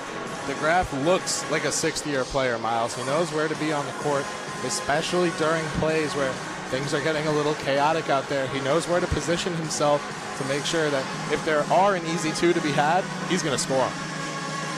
Absolutely, Kris, but it looks like we're all set to get underway here in half number 2. It'll be Elijah Buchanan on the left sideline, bouncing it in to Sebastian Robinson, and NJIT will have the first possession of the second half. It's a 42-32 Fordham lead. Here's Schreier, high post, angles his way to the right arc, hands off for Buchanan. Buchanan dribbles in and jumps it off down low for Schreier, and Schreier scoops in the deuce, 42-34 Fordham. Full court pressure continues. Josh Rivera does it all himself. Dishes up top now for Jaffe Medor, and he'll slow things down. 19:30 and ticking here in regulation. It's Jaffe Medor, left-hand dribble on the block F. He takes the Abdou Simbila screen, angles right, dishes high post. It's Charlton now and rattles around and out. No good on the three, and it's Abdou Simbila called for the cheap foul, and that'll be his first, literally 93 feet from the basket. It'll be the baseline inbound in the defensive half for NJIT. Yeah, Miles, I mean, some fouls are worth it. That was not one of those. So Jaffe Medor, the full court pressure on Sebastian Robinson, the freshman guard out of Montclair, New Jersey. Robinson pushes ahead, uses the left arm, and now crosses the half-court stripe, angles his way to the left block, the left arc. And now it's Schreier high post. He'll find Gray right arc, dribble drive in on Elijah Gray. Steps through on Abdou, and Abdou rejects it right back, and he'll get a hold of his rebound. That's his 5th block of the day, and Antrell Charlton will have it for Fordham. 5th block of the day, his 4th that stayed in bounds. Rivera, top of the key, 3 off the back and out there, but Antrell Charlton no good on the putback, but Abdou Simbila, the second offensive rebound and the second finish. It'll be 44-34 Fordham. And Simbila up to 7 points and 7 rebounds thus far in tonight's action. Just the consistency the Rams need down low. 18:27 in ticking here in the second half. Once again, Sebastian Robinson, the freshman, backs his way down on Jaffe Medor at the center court mark. Robinson dribbles behind the back. Hess offers the help. He can't get it. Now it's Gray right arc. Takes the Schreier pick. Dribble drive in on Makai Gray. Makai Gray caught up. Left block. He'll outlet back to Buchanan. Buchanan, 3 seconds on the shot clock. Off the left foot of Kyle Rose. And some words from Kyle Rose as Buchanan hit the deck. But it looks like it'll be last touch off Kyle Rose's foot. It'll be the far sideline inbound with 1 second on the shot clock. 44-34 Fordham. I'm not even sure if Rose said anything to Buchanan. He just definitely stared him down while he was on the floor. The aggressive stare down, and that's the shot clock violation. Adam Hess inbounded. He didn't even realize. He had no idea how much time was left on the clock. Miles, that's a graduate student out there. The Highlanders rely on him so much for good reason. He's a knockdown shooter, but the court awareness has to be graduate student level there, or even just senior level, not freshman level. So 44-34 is the Fordham lead. 17:55 and ticking second half. Dribble drive in, Jaffe Medor, and the scoop is there from the left block. A pretty finish, 46-34 Fordham. Like the change of events from last time out, we said Medor was 0 of 7 from the floor against Tulane. Now he's got 6 points and 3 assists, creating a lot of Rams offense. And Medor is really hounding Robinson on that Ram logo. It's the waist-high dribble for Sebastian Robinson, looking to start the offensive possession. He'll look to do it himself, spin around into the lane and drop it off, and he's called for too many steps. It looked like a pretty move, but it was the illegal move going back Fordham's way. Miles, it was a nice move, and he had Schreier down low, ready to capitalize and get the Highlanders an easy 2, but 2 was the amount of steps he should have taken leading up to that play. Instead, he opted for a 3rd, and we know what that means. 46-34 Fordham. The lead with Kyle Rose, the basketball, as he bodies his way on Makai Gray and crosses the timeline. He'll dish it up top for Jaffe Medor, and he'll slow things down. 46-34, Antrell Charlton in the high post. He'll skip it right side for Kyle Rose. Dribble drive, Kyle Rose. He'll get caught up on the right block. Look to dump it down low. He'll rise himself, and he'll airball it there. Should have dumped it down low, I should say, but it's NJIT quickly the other way. Hess on the dribble drive, and the rejection from Abdou Simbila. He's up to 6 blocks on the evening.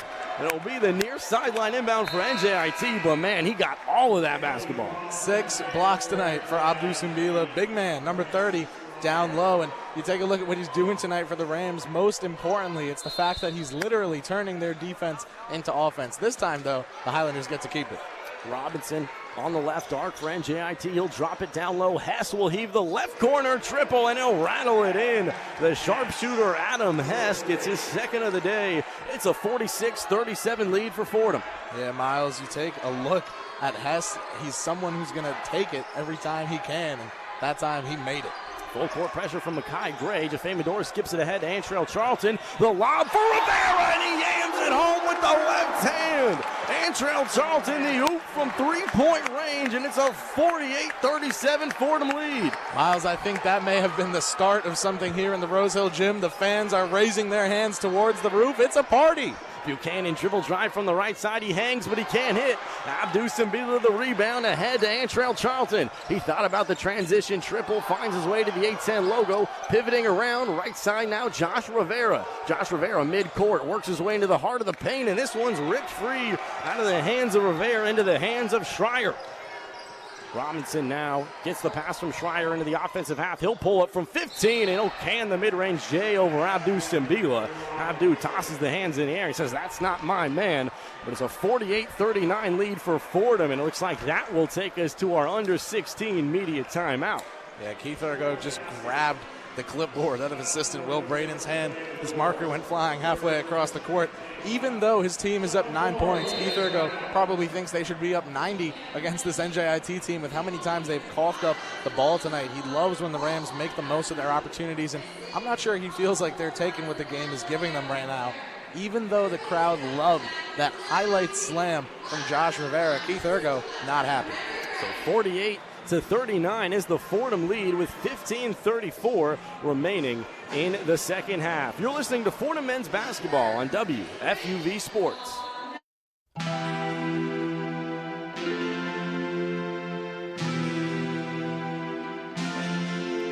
How's it going, everybody? I'm Lou Orlando. And I'm Colin Loughran. And we're two of your main hosts for WFUV Sports' NHL podcast, 5 on 3. We'll keep you updated on the Rangers, Islanders, Devils, and of course, the Stanley Cup Final. Home ice for all things NHL, 5 on 3.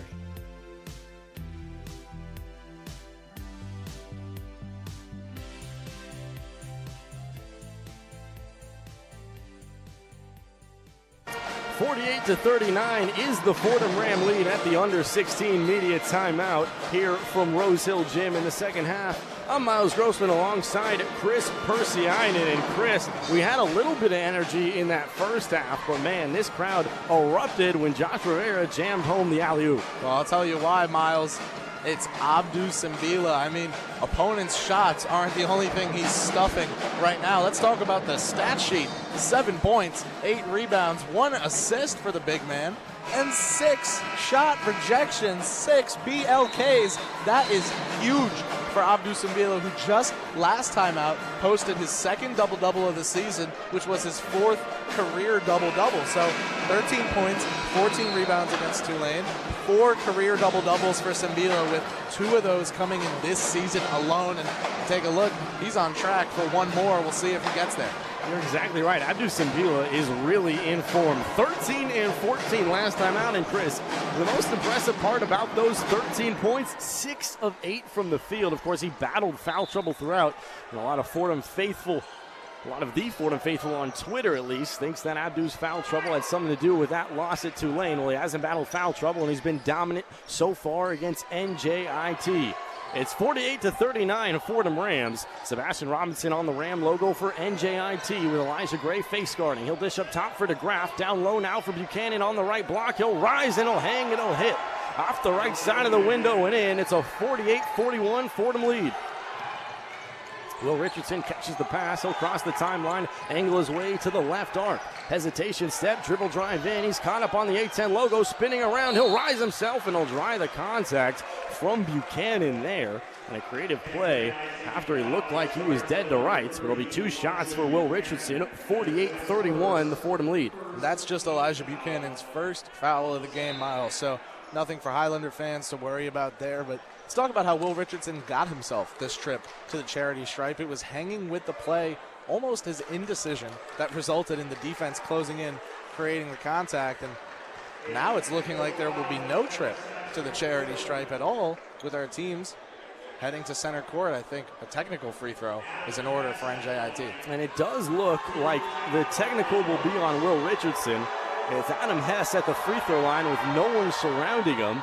And he's good on the first of 2 technical free throws. And we haven't gotten word from our far side referee, but it has to be the technical. And it looks like it'd be on Will Richardson after celebrating the contact drawn. But Hess will rise on the second and rattle home the second. It's a 48-43 lead for Fordham.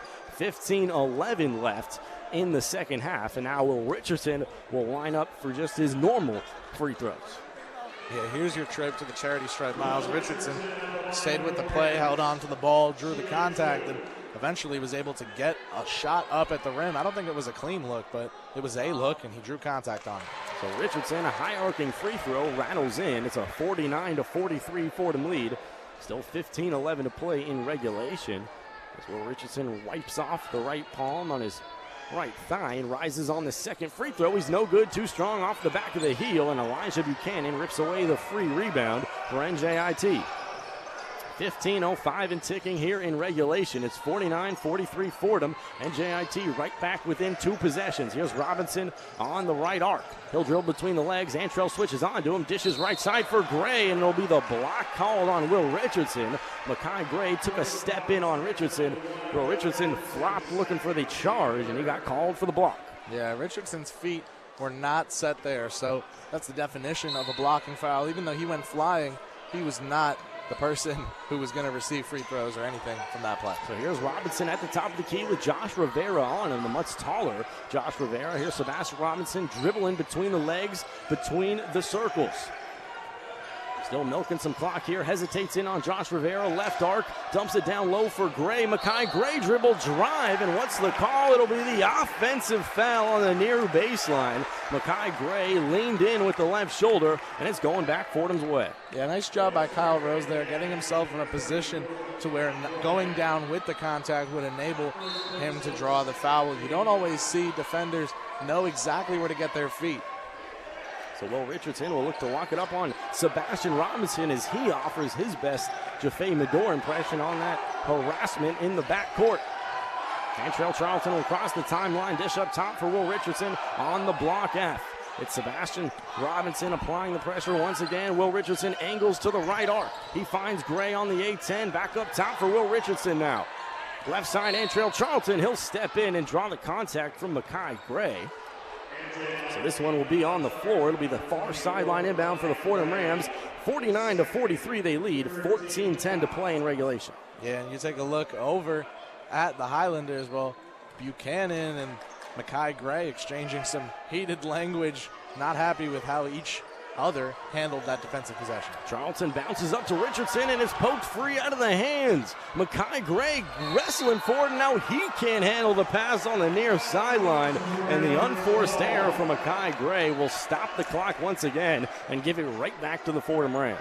Will Richardson all over the place right now, Miles. He needs to rein things in, just calm down, get back to leading this offense the way he did last year, so confidently playing off of the team's leading scorers. Well, it's been made clear to him this season that he is one of those complimentary guys again, and he needs to get back to that off-ball success that kind of made his season so just valuable to the Rams last year. So Rose inbounds to Richardson. He'll cross the timeline now, under 14 to play. It's 49-43 as Will Richardson will drive in from the right side and hit from the right block. 51-43 Fordham. There you have it, Miles Richardson taking what the defense gives him, playing it cool, getting his way into the teeth of the opposition. So Elijah Buchanan will walk it up on the right side. It's Antrell Charlton harassing him as he crosses the timeline. He'll find Sebastian now. Sebastian Robinson. Robinson looking down low for Shire. Shire the extra pass. Right side, Makai Gray the triple, and it's nothing but net from the right corner. 51-46, back within 2 possessions with 13-19 in the second half. And that's a huge three by Gray to put the lead within 5. The Highlanders in position now to make something happen if they stay aggressive. Up top for Antrell Charlton. Charlton the bounce pass left block. Who is it? Spinning around and hitting there is Abdou Simbila. Had the referee in my way, but it was Abdou Simbila on the deuce, 53-46. Another easy right hook for Simbila. He's trusting his post moves. Buchanan the other way for NJIT. He'll cross over. He's got his pocket picked by Antrell, but Gray will regain. Here's Hess. Dribble drive in for Hess from the left block. It rattles around and out. Elijah Gray pulls down the Fordham rebound. Here's Will Richardson in transition, and he surely draws some contact on the right block. This one will be on Makai Gray as Will Richardson went fully horizontal in the air, but it'll be 2 free throws. It's a 53-46 lead with 12:40 to play in regulation. Yeah, both teams a little off kilter right now, Miles. Neither of them finding a balanced or steady offensive rhythm, and you see NJIT making some changes coming up that might adjust that. They're going to be putting DeGraff back in. He's the guy who in that second unit gets a lot done for them. Will Richardson is back at the free throw line. He's 1 for 2 on the day there.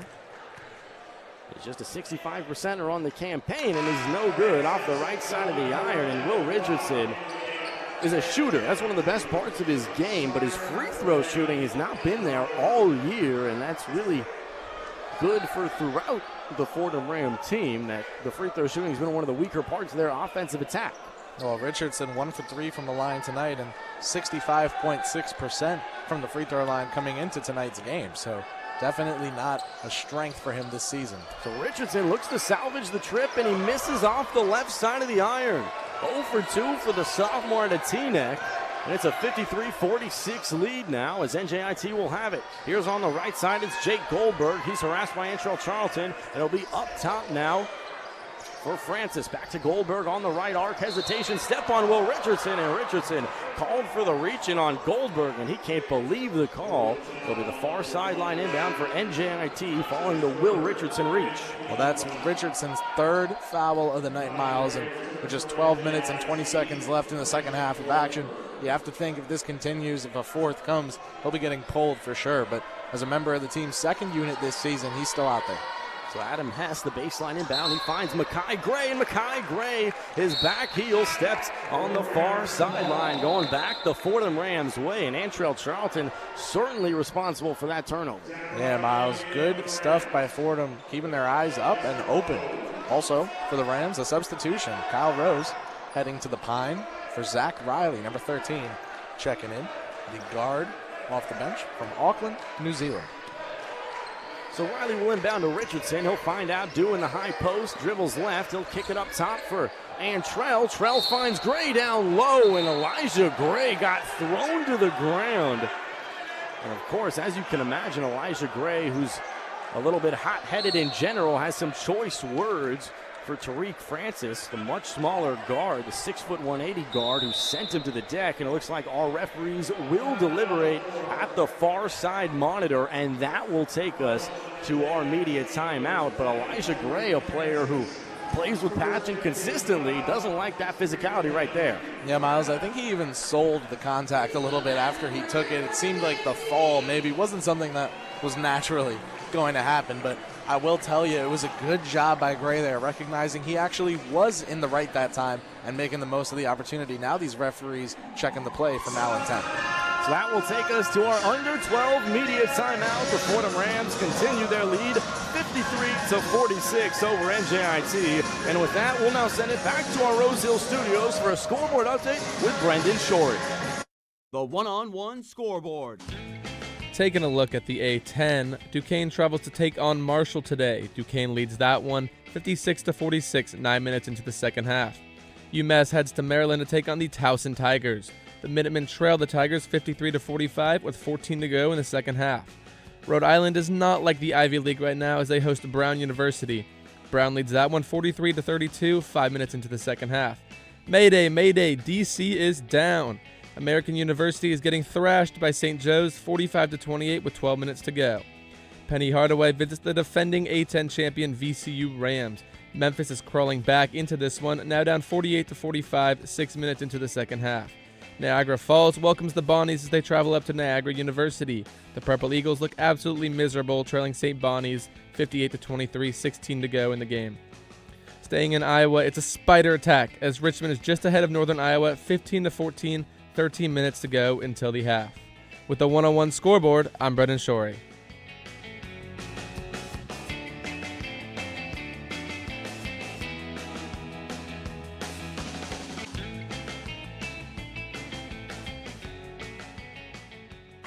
It's a 53-46 Fordham lead here at our under 12 media timeout in the second half. Welcome back inside Rose Hill Gym. I'm Miles Grossman alongside Kris Pursiainen. And Kris, both offenses pretty solid as of late. Fordham 5 of their last 6 from the field. NJIT 3 of their last 4 from the field, and they've really climbed their way back in this one. Yeah, Miles, NJIT doing a good job of just sticking with this Fordham Rams team. The Rams have an identity. It's playing strong, it's playing fast, and it's turning up the heat on the defensive end of the floor. And NJIT doing a good job hanging in there, taking the punches from Fordham and making sure that they have enough energy to give them right back. And before we resume our action, we'll now turn to our sideline reporter, Riley Lucas. Well, Miles, a lot of previously lacking pieces from the Rams has improved thus far in this half. You have communication on and off the court being utilized, getting stopped before the Highlanders can even think to hit their jump shots. And as Coach Ramon previously stressed, locking down that man-to-man coverage is absolutely necessary. Now, one thing that hasn't really improved on the sideline is Coach Ergo's temper. You have him going back and forth, exchanging words with refs, Elijah Gray, really anybody you could imagine. Actually, the last line I heard him say before stepping away was, "What the blank are we doing here?" And you know, I'll let you guys get creative and fill that in. Back to you, Miles. Thank you so much for that, Riley. And while you heard from Riley, we heard from our near side referee and got the official call. It's Tariq Francis who threw Elijah Gray to the floor. Will be called for the normal technical. It'll be 2 technical free throws for Elijah Gray on the other side. And of course, Tariq Francis is charged with just his first technical of the afternoon at a 53-46 lead for the Fordham Rams at our under 12 media timeout. Francis showing some inexperience of his own tonight. The freshman guard from Pittsburgh, Pennsylvania, getting known in tonight's game for the first time after his singular point scored for throwing Elijah Gray to the ground. Well, there you have it, Miles. Now he's got a lot of ones in the box score. 1 point, 1 rebound, 1 assist, 1 tech. So Elijah Gray pure on the first of 2 free throws. He's very reliable in this aspect of his game, 83%. And Gray will now compose himself for the second, and he's short. Off the right side of the iron and short. It's a 1 of 2 trip for the sophomore, 6'8", 220, out of Charlotte, North Carolina. And Kris, he's 6'8", 220, and he got the contact from a much smaller body. Yeah, went straight to the ground as a result.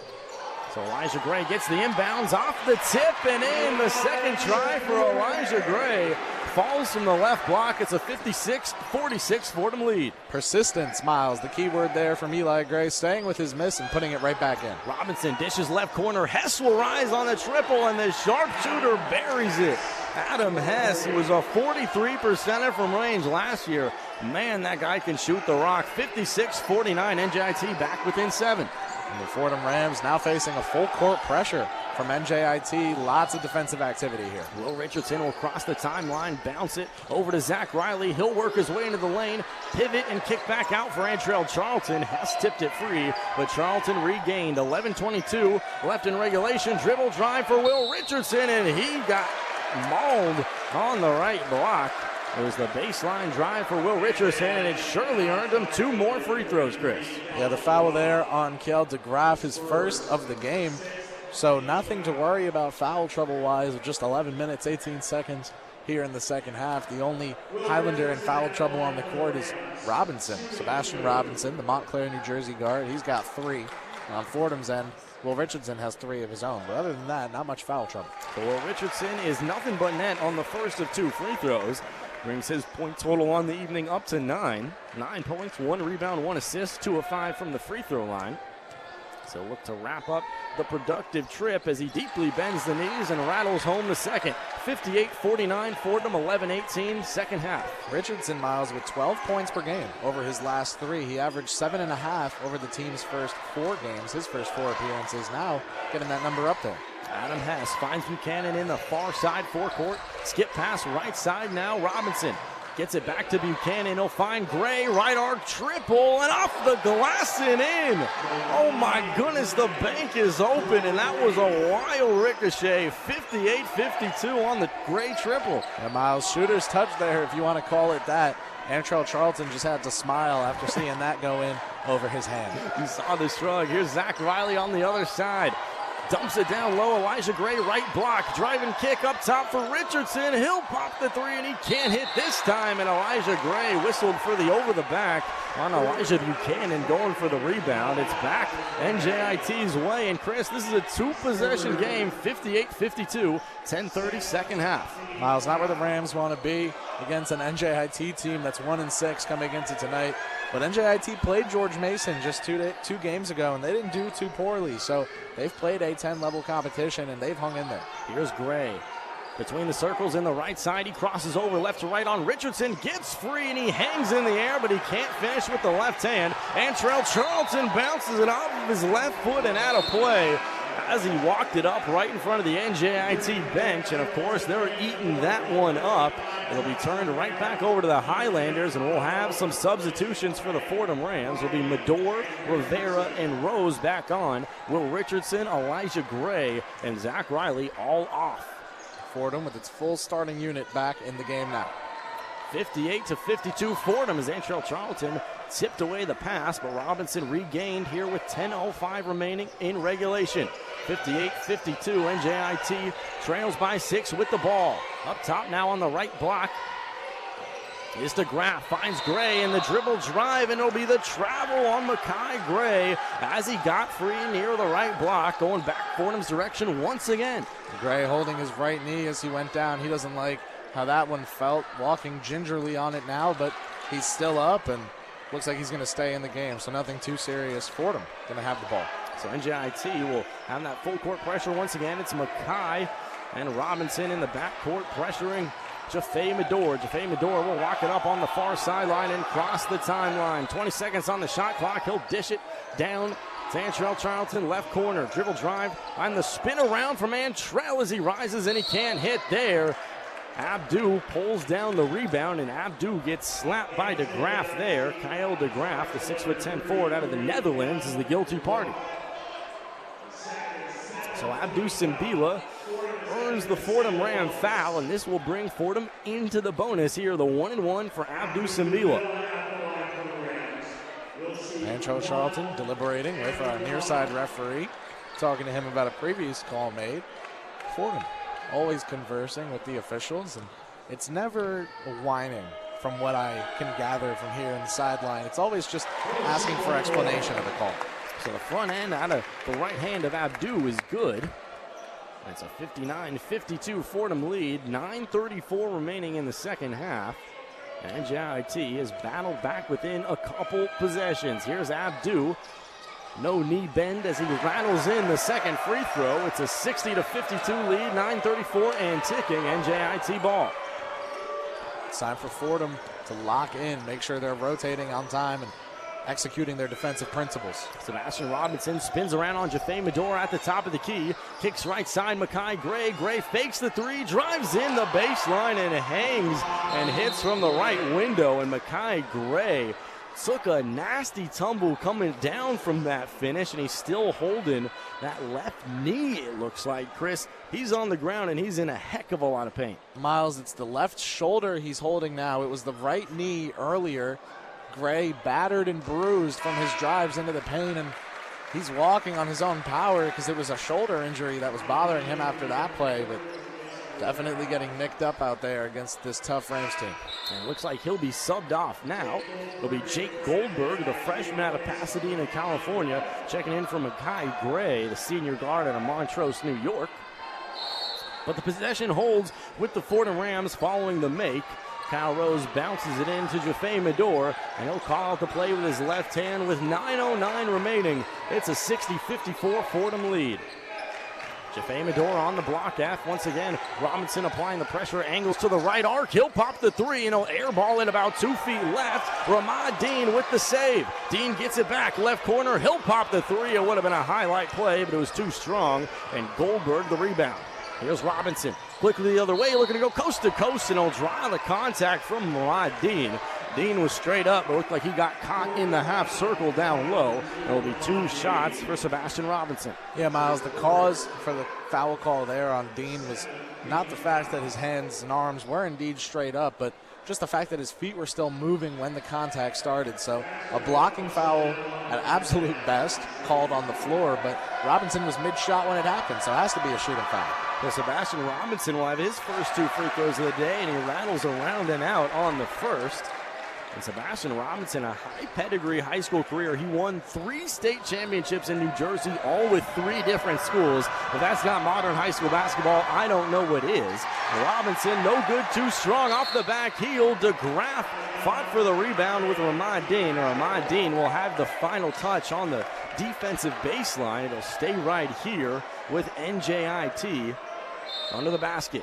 The Highlanders will get one more crack at it from their end, Miles. So here's Sebastian Robinson, the trigger man, floats it high post and floats it too high as it bounces out of play on the far side over the extended arms of a couple teammates, and it's the turnover, 60-54, Fordham Ram basketball. Miles, I'm going to remember this play later in the game. It might come up, but think about it. You're down 6. You've got an opportunity to make this a 1-possession game, and you throw the ball to the fan sitting in the front row.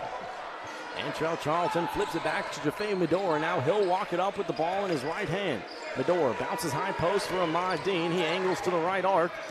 Hands off for Kyle Rose. Rose stuck on the left elbow now. Kyle Rose bouncing it down low, and this will be the foul on the floor. Elijah Buchanan was wrestling with Abdou Simbila. Simbila looked to receive the pass. And with the Fordham Rams in the bonus, this will be the 1-and-1. Another try for Abdou Simbila. Yeah, Miles, the Rams ahead by 6. Probably won't mind the opportunity to have the clock stop and get some points up on the board. Also worth noting, with his 13 points on 3 of 5 shooting from beyond the arc, that Makai Gray has checked back in. That shoulder must be feeling all right. It's Goldberg who headed to the pine for him. So Abdou Simbila is the man at the free throw line.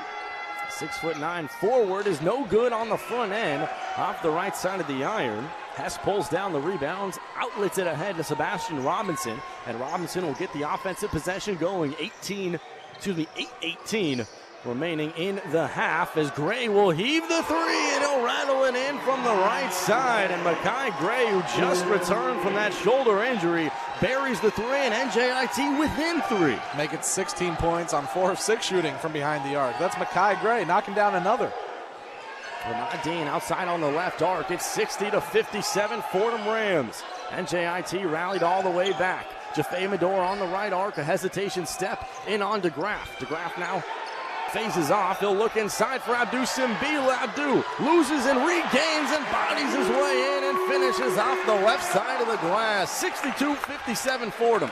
DeGraff horizontal with his back touching the ground there as Simbila finished the 2. It's clear who was the more dominant presence inside on that play. Buchanan muscles his way on Kyle Rose. Almost the push off there as he crossed the timeline. 7:22 and ticking. It's NJIT ball. Fordham the lead, 62-57. Right side, Makai Gray, he fakes it. He'll pull it on the second time, and he can't hit from his favorite spot as of late. Kyle Rose the rebound ahead to Jaffe Medor for Fordham. Medor, a burst of sped ahead.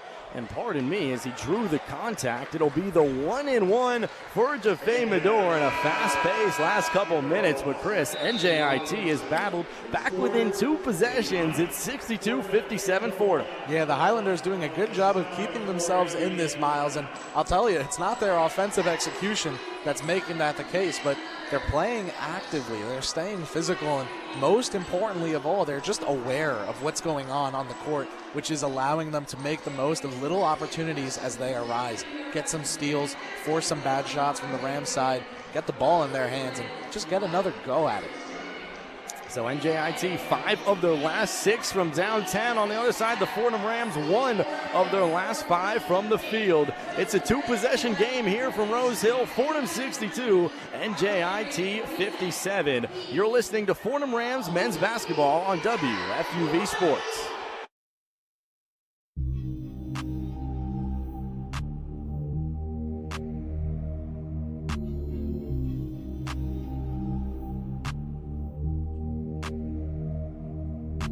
What's going on, guys? Bridge Gotham here, your New York Giants beat reporter for WFUV Sports.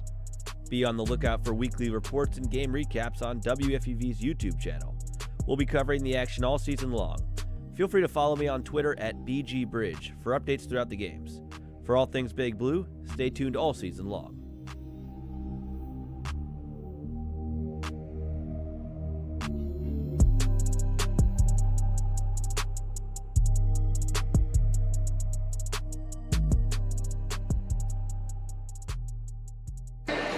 Welcome back inside the Rose Hill Gym here on the campus of Fordham University in the Bronx, New York. The Fordham Rams lead the NJIT Highlanders 62-57 here with 7:06 to play in regulation. I'm Miles Grossman alongside Kris Pursiainen. And Kris, it was a pretty dominant first half, even though Keith Ergo headed to the tunnel unhappy. It was 42-32. But NJIT up 25-20 in the second half, and they've rallied back within that pivotal two-possession number. Man, oh man, don't look now, but this game far from over. Well, Miles, you're seeing here in the second half why Ergo and the Fordham coaching staff didn't look so thrilled about the first half of play. It's because of the opportunities that the Highlanders were getting, the second chance points they were able to create for themselves, and just the simple fact that Fordham isn't scoring easily out there. They're working hard late into the shot clock for their buckets, and yes, their talent is enabling them to eventually get 2 or 3 points to go or maybe get a trip to the charity stripe, but in a late game scenario, Miles, the game slows down. Every possession becomes more important and the court shrinks, so Fordham's already rough spacing, even more of an obstacle for them to overcome. Absolutely. So back here at Rose Hill Gym, it's Jaffe Medor with a 1-and-1. Calling the foul on the floor, and he rises and he's good on the first of 2. And you check out those shoes of Jaffe Medor. It's the bright red reverse green Kobe 6s with the bright green laces. Some pretty cool ones, Kris. One of 2 Rams taking the new Nike deal as an opportunity to rock Kobe's out there. You got Elijah Gray wearing the Kobe 1 Protros as well. It's a nice throwback to Bryant's first season with Nike. So NJIT will inbound. It's Buchanan over to Francis. Francis in the backcourt, harassed once again by Jaffe Medor. He'll body his way onto the block F and cross the timeline. Under 7 to play here in regulation. It's a 64-57 Fordham lead. Buchanan the basketball at the top of the key for NJIT. Bodies his way in on Kyle Rose and turns around and hits off the glass. 64-59, back within 5. Buchanan showing that point forward style of play that head coach Bill Meyer wants to deploy him in, creating and finishing the play for himself. 6:30 and ticking in the second half as Abdou Simbila is called for the offensive foul. It was quite the flop at a Kyle de Graaf out of the Netherlands, but because it was the left elbow to the high head and neck area of de Graaf, those refs will head to the monitor. And man, oh man, not the kind of foul you want on Abdou after he's been able to avoid foul trouble all evening. Well, Miles, you take a look, he's got 2 of them to his name already with just 6.5 minutes left in this one. It's a much better state of affairs for Simbila's foul count than it was in previous times out, specifically against Tulane. Fordham just up 5 here in the second half. Can't play with their food. In fact, it's arguable whether they even have a meal to eat at this point. They need to make sure that they work their hardest to have every bit of attention they've got to give go towards details, to go towards staying on your feet defensively, and more importantly, recently, not committing silly, unnecessary, unforced fouls against the Highlanders. So as it stands, a 64-59 lead with 6:29 remaining in regulation. If you're just joining us, Abdou Simbila committed the offensive foul on the turnaround move from the left block. It was the left elbow that made contact with the head of Kyle de Graaf. De Graaf hit the pavement, if you will, and now our refs will deliberate at the far side monitor. Of course, you still see him chatting it up with the director of basketball operations, Trey Morton, looking on, trying to figure out what's going to be the call here. But the Fordham Rams hoping that Abdou is able to avoid the technical or the flagrant call. Yeah, Miles, that would be the decision here. If they do decide that contact was not incidental, they're going to call a flagrant. But it seems like it was just a regular foul. I think they saw that as an offensive rip-through move, not Simbila trying to elbow anyone in the face. So they will. Sorry about that. Just got our word from our near side referee. It will just be the common foul, the offensive foul on Abdou Simbila. And it's Francis to cross the timeline for NJIT. He's got his pocket picked by Antrell Charlton. It's a scrum on the floor, and it'll be the foul. Let's see who the foul is called on. And it looks like it'll be Francis. He got his pocket picked, committed the foul, and it'll be a 1-and-1 for the Fordham Rams. And man, Tariq Francis has been physical, and he's been frustrated here in the second half. And Francis had two teammates run right up to him and pull his shoulders down. They were a little tense. I think he was ready to maybe stand up for himself a little bit. He wanted to. Hey, man, you've already got a tech.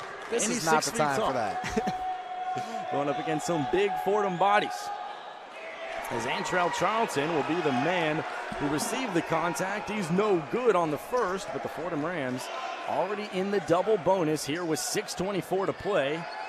So Antrell Charlton will have another try. 64-59 Fordham, 6:24 to play. Charlton, a career-high outing last time against Tulane, 18 points. Yes, sir, tied that career high in what was a special offensive performance. But the second free throw, no good. But the second free throw, no good for Antrell Charlton. Francis will walk it up now for NJIT. It's 64-59. Buchanan dribble drive from the left side. Some nice hang time, but he can't hit there. Antrell Charlton rips down the Fordham rebound. Jaffe Medor burst to speed ahead, looking down low for Abdou, and Abdou is fouled from behind by Elijah Buchanan on the left block. And with the Fordham Rams in the double bonus for the final 6 minutes, Abdou Simbila will earn 2 more free throws, and this one could really have a choppy pace given all the fouling. That's right, Miles, the double bonus into effect, so the result of the first free throw will not affect the existence of the second. Simbila has a chance now to add a couple more onto the Rams total. Just under 6 minutes to go, and they're still only up 5. So you'll take what you can get at this point, Miles. So Abdou is nothing but net on the first free throw. Make him 4 out of 6 on the day. Coming into today, he was a 72.7%er. And in the offseason, you can really tell Abdou transformed that charity stripe stroke.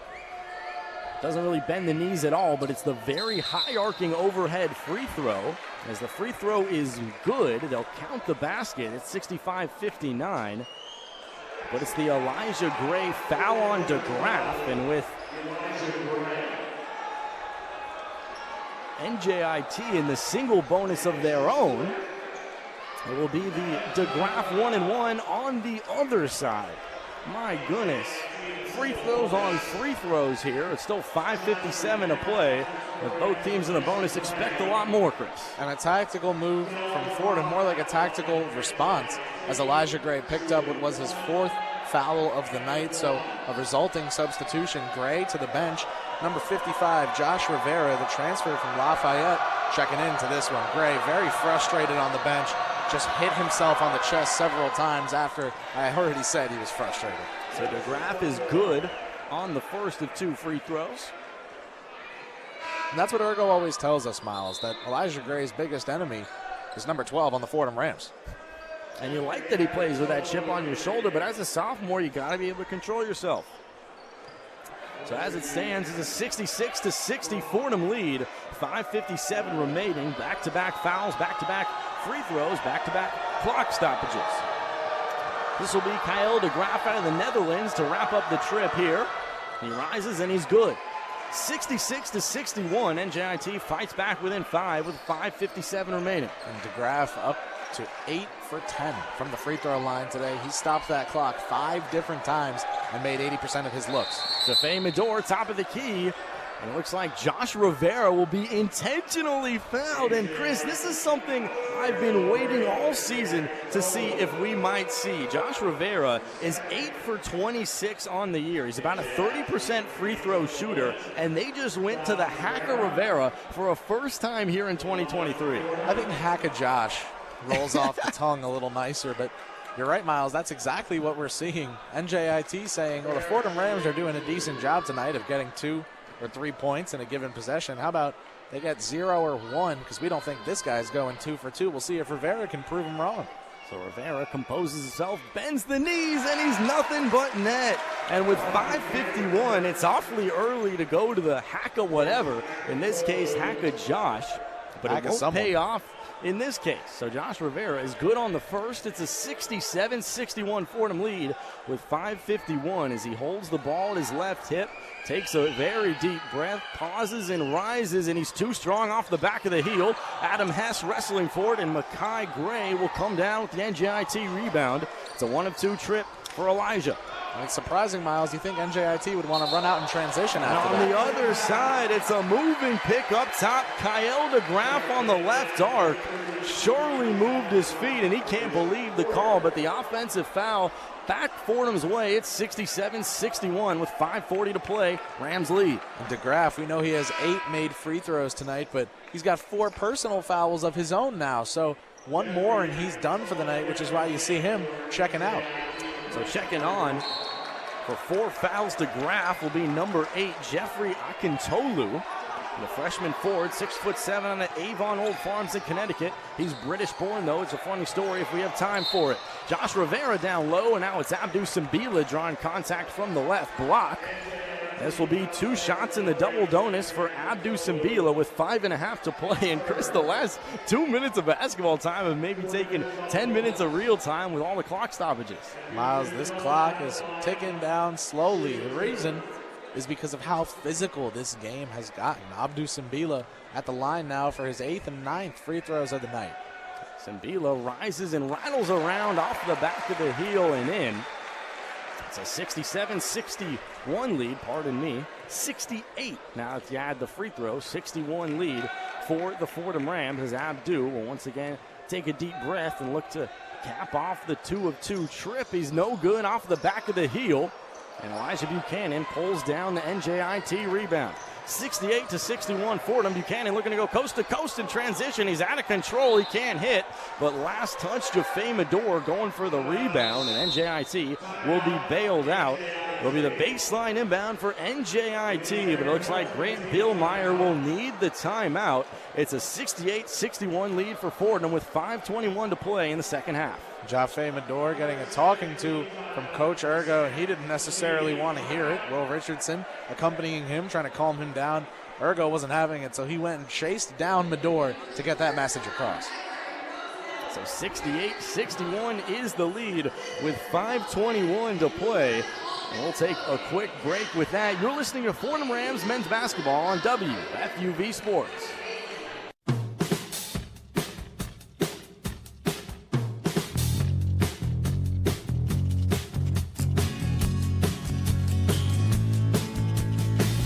What's up, guys? I'm Julia Moss. And I'm Will Talent.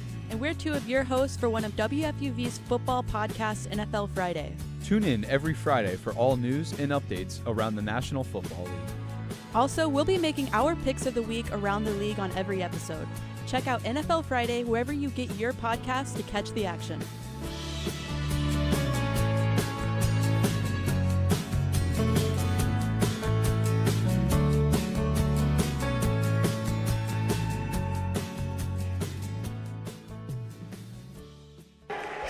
To 61 is the Fordham Rams lead at the 5:21 mark in the second half.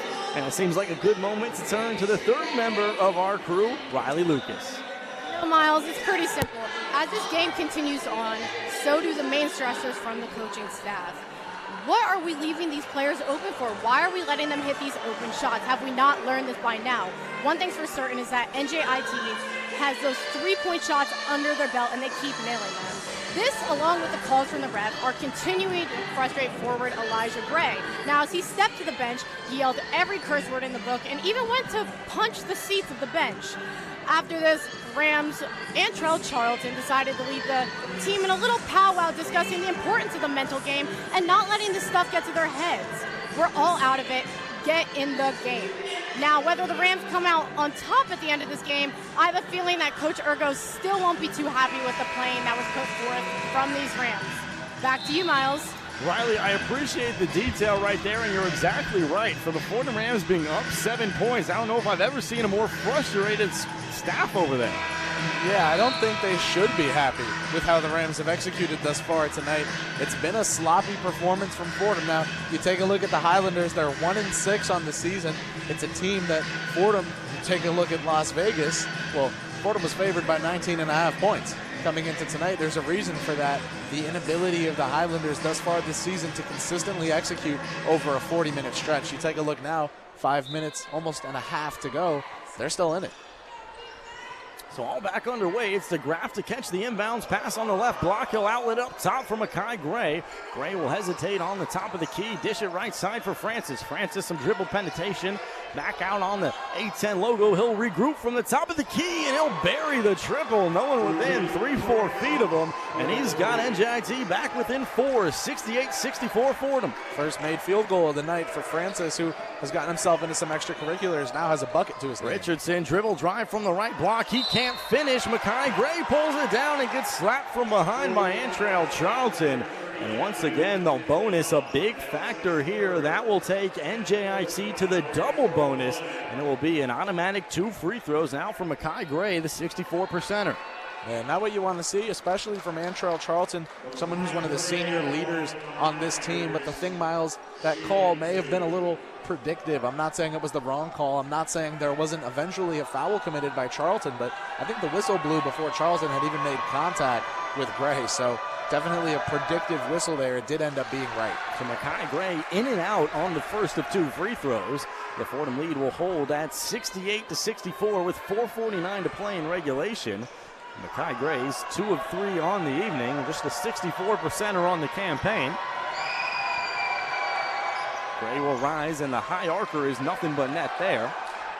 68-65. It's a 1-possession lead for the Fordham Rams with 4:49 to play. And Will Richardson will trot up on center court. Richardson, left-hand dribble, finds Abdou Sambil at the top of the key. He'll hand off for Antrell Charlton. Charlton, top of the circle. Kicks it left side. Richardson, he'll pop on the triple, and nothing but net for the sophomore out of Jersey. 71-65 Fordham. Richardson up to 13 points tonight. He's having a breakout night here at home.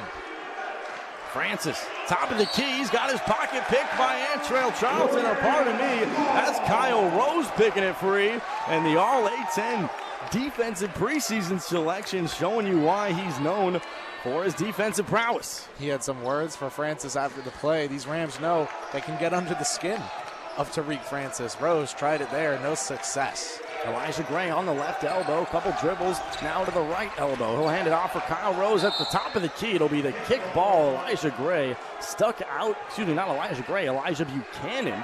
Got a couple Grays and a couple Elijahs, but they're not the same person. Of course, Kyle Rose will keep it on the far sideline.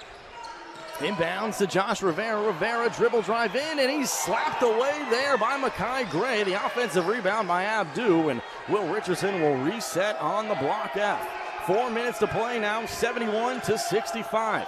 Josh Rivera, dribble drive in, draws some contact, and it'll be the offensive foul. He lowered the shoulder on the aggressive drive, and it looks like Tariq Francis will be the one drawing the contact. Yeah, Miles, I mean, definitely a situation there where the game is happening and the foul was incidental, but they did make the most of it, drew the contact, and got the officials to notice. So with 3:54, it's a 71-65 lead. When we come back, it'll be NJIT basketball.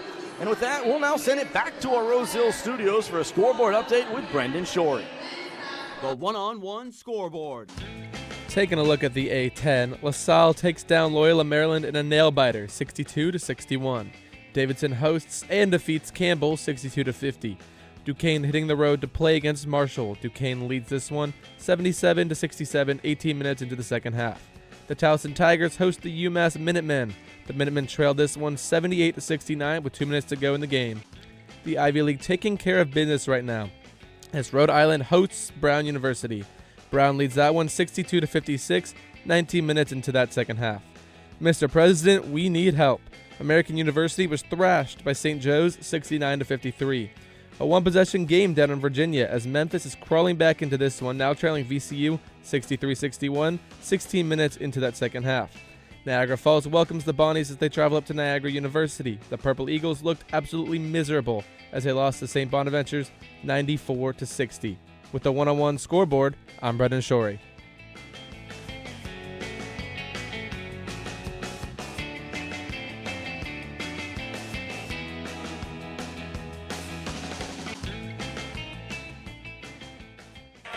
And welcome back inside Rose Hill Gym. It's Santa Palooza night here at Fordham University. The student section decked out in their free giveaway Santa hats. We saw some nice Christmas-themed costumes at the previous break show off on the Blockout logo. But here with NJIT, the Fordham Rams only lead this one by 6, 71-65, under 4 to play. And Abdu Simbila has been a big part of that. Back-to-back double-doubles now, 16 points, 11 boards for the big man in Cameroon. Like I said earlier in the game, Miles Simbila on double-double watch. Well, he's got it here tonight. Also, remember, the 6 blocks. Doing it on both ends. Exactly right, Kris. So here's Sebastian Robinson across the timeline. Will Richardson the pressure. Robinson angles to the right arc. He'll get loose. Now Abdu, the mismatch on him. Bounce pass right side for Makai Gray. Gray dribble drive in on Rivera. It's the foul on the floor. Josh Rivera a little too aggressive, and Makai Gray has stopped the clock with 3:37 and earned himself 2 more free throws. Keith Ergo can't believe it, Miles. I mean, if you're the Fordham Rams, you got Josh Rivera playing some good one-on-one defense out there on the perimeter. It's not enough to just have a body there. It kind of felt like that's what the Rams were trying to get away with. Rivera just clawing at the ball last second, trying to make a play at it, and of course whistled for the foul. So Makai Gray is good on the high arcing free throw, first of 2. His 5th free throw attempt. He's 4 for 5 on the evening. He's only a 64%er usually, but man, Gray has gotten to the line and capitalized. Well, Gray can score, Miles, but the percentage is not too hot this season. 20% from beyond the arc. Obviously, that'll go up after tonight's 4 of 7 performance thus far. So Gray a 2 of 2 trip. It's a 71-67 lead for the Fordham Rams. And the full court pressure for NJIT via Robinson on Richardson. Richardson kicks left side for Kyle Rose. Gets it back now, and he will walk it up on the block F. 3:27 and ticking. Here's Abdu Simbila, top of the key. Kicks left side, Kyle Rose. He thought about the 3, decided against it. Rose angles to the top of the key. Now kicks right side, Elijah Gray. On the right arc. Crosses between the legs on Adam Hess, works his way to the paint, fades away from 10, and he's no good. Off the right side of the iron, and Elijah Buchanan, another NJIT rebound. Not the shot you're looking for if you're Fordham. You want to work a little further into the shot clock and get someone open.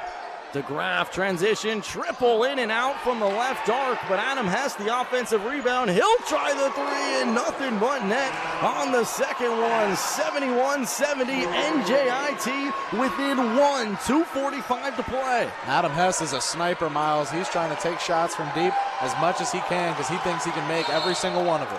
And Hess is 3 of 5 from deep on the day. The Fordham Rams will walk it up and call for the timeout. And the crew in their home whites will head to the huddle looking a little anxious. It's 71-70. The Fordham Rams lead by 1 with the basketball, but NJIT, like I said, a 19-point underdog, according to Las Vegas, has hung around the entire evening. Well, Fordham scoreless over the last minute and 57 seconds, and you take a look at their last 6 attempts from beyond the arc, only 1 of them has gone in. Their last 4 attempts from the floor, only 1 of them has gone in. And NJIT on a 5-0 run real easily here because this Ram offense just can't get themselves going downhill. It feels like every time the Rams are about to attack on the offensive end of the floor, there's a mountain for them to climb. And I mean downhill literally in the sense of get your drivers, Medor, Dean, Charlton, Rivera, whoever it is you want with the ball in their hands, get them headed with a full head of steam towards the paint. You want to initiate contact and draw fouls here, Miles. I know it's late in the game, but the clock stopping still wouldn't be the worst thing. NJIT is a team that can thrive in that chaos. They've got some athletes, even though they're smaller than the Rams. Absolutely, Kris. Fordham led the first half 42-32, but NJIT, the spectacular comeback effort, they lead the second half 39-29. It's a 71-70 Fordham lead, and man, oh man, Kris, this is An NJI team, according to Ken Palm, that's ranked 352nd in the nation. Fordham just battled with a top 90 squad in Tulane. They're set to battle with a couple more top 100 teams in North Texas and St. John's when they wrap this one up. But it's the 352nd squad in the nation that's giving them problems. Yeah, Miles, NJIT playing like they've got nothing to lose. And I can tell you, at a record of 1-6, they feel like their backs are against the wall.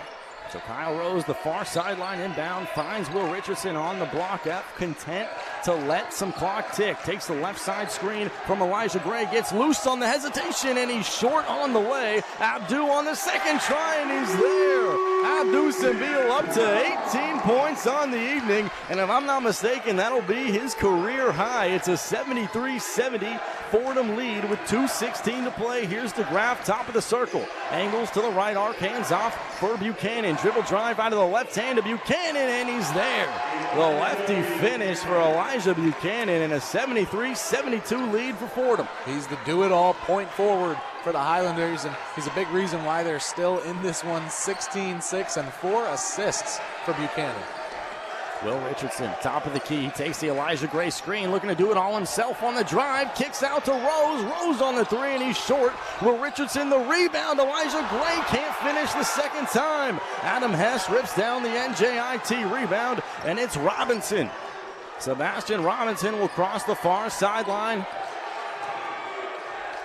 And it'll be this 73-72 Fordham lead, 1:26 and ticking. Here's Sebastian Robinson, top of the key. Hesitation, gets loose on Abdu from the left block, and he rattles it in. A lead for NJIT, their first in quite a while, 74-73 Highlanders.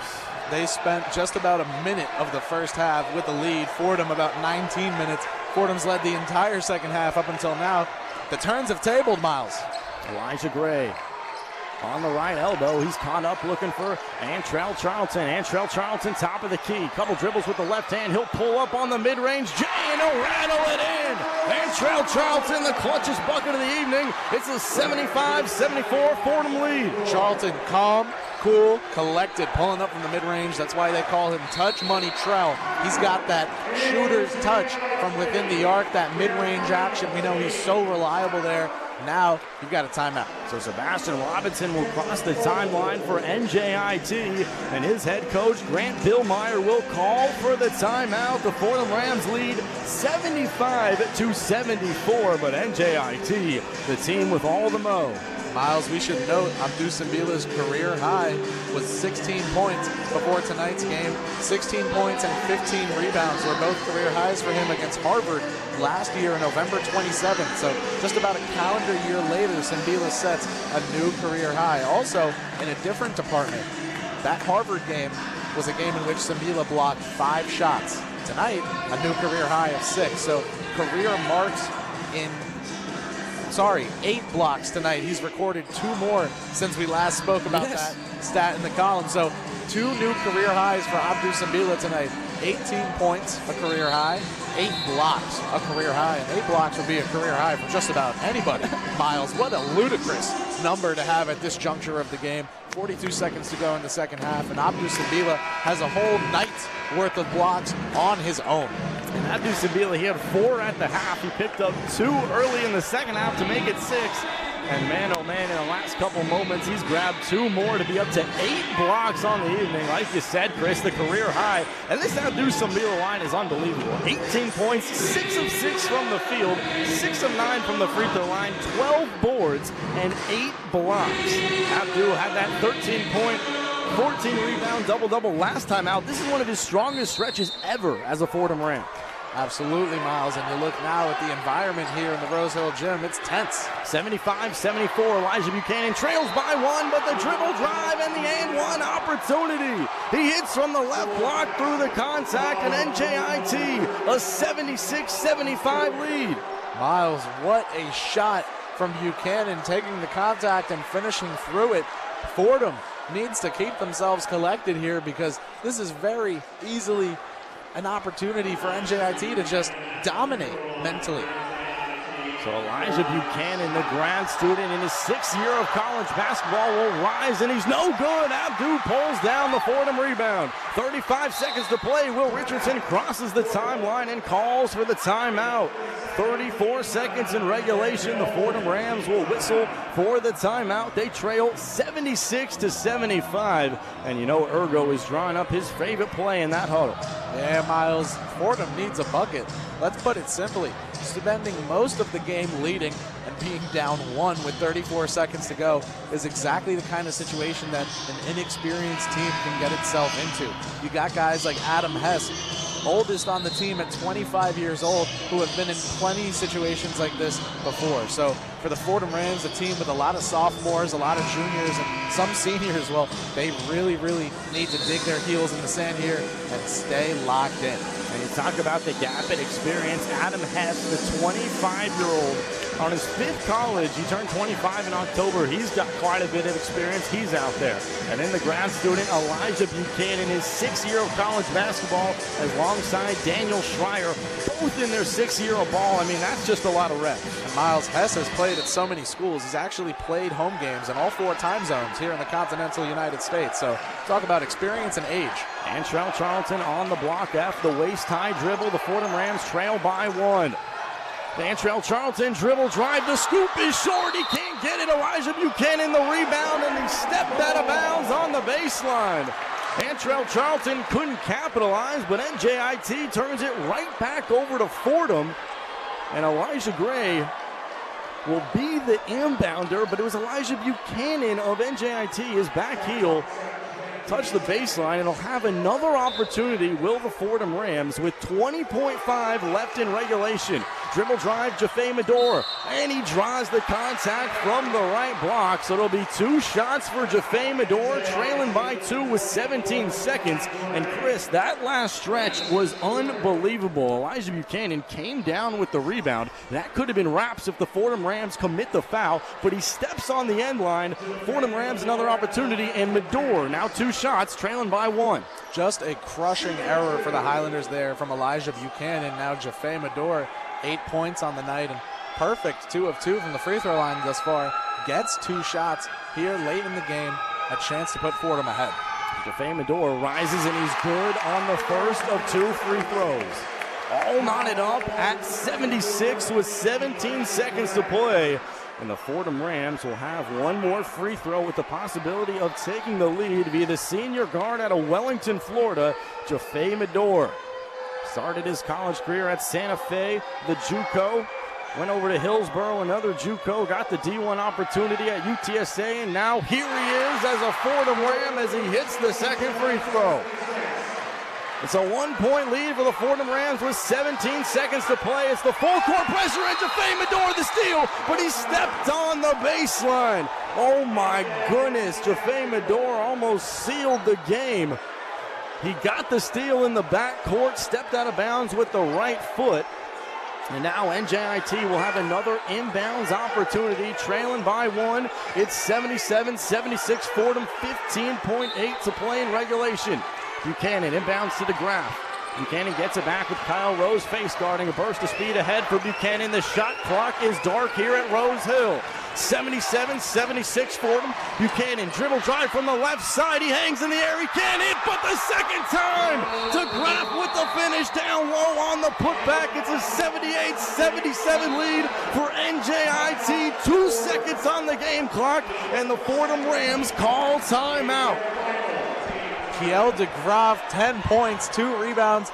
He's got 4 fouls. He's barely still even in this game, Miles, but he was there in the right place, and let me tell you, at the right time for the NJIT Highlanders to graft the second chance points off the offensive rebound. And now another lead, just 1 point, but another lead here late for NJIT. Kris, this has been unbelievable the last couple minutes. I mean, this is a Fordham Ram team that led by 10 through 20 minutes, but NJIT, the 352nd team ranked in the KenPom rankings at 1-6 on the year, comes in to a ruckus Rose Hill gym and is 2 seconds away from stunning the Rose Hill faithful. 78-77, NJIT leads. And man, oh man, We knew Grant Bill Meyer and this squad was tough. We knew they had a couple 6 years. We knew they had a couple impact freshmen. But coming back from down 10 at the half is something nobody expected here from the Bronx. But it's not over yet, Kris. Kyle Rose will be the inbounder for the Fordham Rams to Elijah Gray with 2 seconds on the game clock. It's 77-78 NJIT. Kyle Rose runs the baseline, flips it ahead, looking for the pass, and who came down with it? It's Gray coming down with it. And Aintrell Charlton commits the foul on Makai Gray, and Kris, that should do it. With 0.3 seconds on the clock, it'll be 2 more free throws. And oh my goodness, Makai Gray can wrap this one up. 0.3 on the game clock, and the Rose Hill faithful is heading to the stands. Miles, I got to say that inbounds pass from Kyle Rose was not a good decision. He had Will Richardson not covered by anyone here behind the three-point arc. We know Richardson has some range. He could have thrown up a deep 3. And Gray rattles in the first of 2 free throws. It's a 79-77 NJIT lead with 0.3 left in regulation, and Makai Gray will have 1 more free throw. Rose opted to send it into a lot of pairs of offenders and defenders, and that led to the turnover easily. So he's good on the free throw. The heave is not there from Will Richardson, and the NJIT Highlanders at 1-6 out of the America East, led by first-year head coach Grant Bill Meyer, have come into the Rose Hill Gym and just shocked the Fordham Rams. They come back from down 10 at the half, and man, oh man, the NJIT Highlanders will down the Fordham Rams 80-77. And Kris, this does not bode well for the difficult stretch Fordham has ahead of them. No, Miles. They've got some tough opponents coming up. The NABC Showcase at the Barclays Center in Brooklyn, where they'll be taking on North Texas. And then Madison Square Garden, the world's most famous arena, will be the home of the next Fordham Rams game. It'll be in here in New York City, but a road game against St. John's at Madison Square Garden. So Fordham's got some really tough competition coming up ahead of them, and they really need to make sure they're dialed in and focused in practice these next couple days. So 80-77 is your final score for Rose Hill Gym. The NJIT Highlanders manufacture the comeback. And now we'll be joined by the Director of Basketball Operations here at Fordham University, Trey Morton. And Trey just examining that box score as he flips on our headset. Trey, can you hear us okay? Appreciate you taking the time, Trey. And obviously a difficult loss, a game where you lead by 10 at the half and things take a turn in the final 20 minutes. From the staff size, what was the turning point? The turning point, I mean, we just, we allowed them to stay in the game. We, continued to play defense, and we kept fouling. So that was really the turning point. Yeah, Coach, tough loss, but you guys were in such a great position for so much of the game, a lot of it because of the tough defense in the first half. Talk about being here at home, the high schoolers here today, and the environment in the Rose Hill Gym. It's amazing, man. Hopefully more students can come out, continue to support, but the environment here is amazing. Coach, really appreciate you taking the time after the difficult loss, but we do want to highlight one positive performance. Abdou Simbila was just unbelievable, as he was last time out. Back-to-back double-doubles now, the career-high 8 blocks. When you got a guy like Abdou Simbila holding you down low. Now, I know it's in a losing effort, but what'd you see from him tonight? He was huge, man. Continue to block shots. He altered many other shots at the rim. People see that they're afraid to drive in the lane because when he's down there. Coach, coming off the bench, Elijah Gray, another big offensive night for him, but also some moments where it seemed like there was a defensive miscommunication or two. What is it like for him and the rest of your sophomore core to get experience playing in close games like these? I mean, the experience is great, man, so hopefully it carries over to the A-10. We just have to continue to communicate and talk on defense. Definitely. Coach, thank you so much for your time. We'll see you at Barclays on Sunday. All righty. And once again, that was Trey Morton. Trey Morton, the Director of Basketball Operations under head coach Keith Thurgo. Well, the Fordham Rams, Kris, they fall to 4-5 on the campaign. They've now dropped back-to-back here in Rose Hill Gym, something we weren't very much used to seeing last year. Of course, they fall to Tulane 89-81 last time out, a really tough team, and then NJIT comes into the gym, and it feels like an opportunity to right the ship, yet they're unable. Yeah, Miles, Fordham had 11 turnovers, and you take a look at the box score, both of these teams had the same amount of second chance points. Fordham had 10 more fast break points than NJIT, and 18 more points in the paint, but where NJIT beat them was points from turnovers. They made the Rams turn the ball over almost as many times as they did, and they were far more effective in those opportunities in turning defense into offense. So despite a career-high 18 points, a career-high 8 blocks, 9 in the final stat sheet for Abdou Simbila, 9 blocks on the final stat sheet, almost, Miles, tied for the all-time Fordham single-game record of 10. Not enough for the Rams as the NJIT Highlanders come in improved to 2-6 on the season. And like you said, Grant Billmeyer picks up just his second win on the campaign as NJIT moves to 2-6 here from Rose Hill. On the other side, the Fordham Rams fall to 4-5. They'll be back in action this upcoming Sunday against a really tough North Texas team. That one, a neutral site game at Barclays Center in Brooklyn. We'll be with you here at WFUV Sports. But for the Fordham Rams this evening, a couple special individual efforts, but they couldn't get it done as a team. They lead by 10 at the half. They relinquish that lead and fall by 3 to NJIT 80-77. But that will do it from us here inside Rose Hill. From our on-site producer, Isabella Terracini, Kris Pursiainen, I'm Miles Grossman, as we'll now send it back to our Rose Hill studios for the final time for the post-game show with Jack Warner and Brendan Shorey. The one-on-one post-game report. A solemn conclusion to the evening at Fordham University's Rose Hill campus. Welcome into the one-on-one post-game report. The final score from tonight's matchup, the NJIT Highlanders 80, the Fordham Rams 77. I guess they don't improve. They drop to 4-5 overall record on the year. Brendan, I don't even really know where to begin with a loss like that one. And the reason why is because we talked about how, yes, there were things that we didn't like out of this Fordham offense and Fordham defense in the first half, but you go in with a nice 10-point cushion, a strong first half from a couple different performers on your offense, and really truly have simple objectives in the second half. Take care of the ball and don't foul. And obviously we pointed out other concerns aside from that, like the free throw shooting and basically all Fordham had to do with a 10-point cushion at the half was just play a cleaner half of basketball than the NJIT Highlanders, and they did not do that. 13 personal fouls, 15 second chance points for NJIT, 15 points off of turnovers for NJIT. We talked about turnovers. We talked ironically about how the first half seemed to have better ball security than we usually see.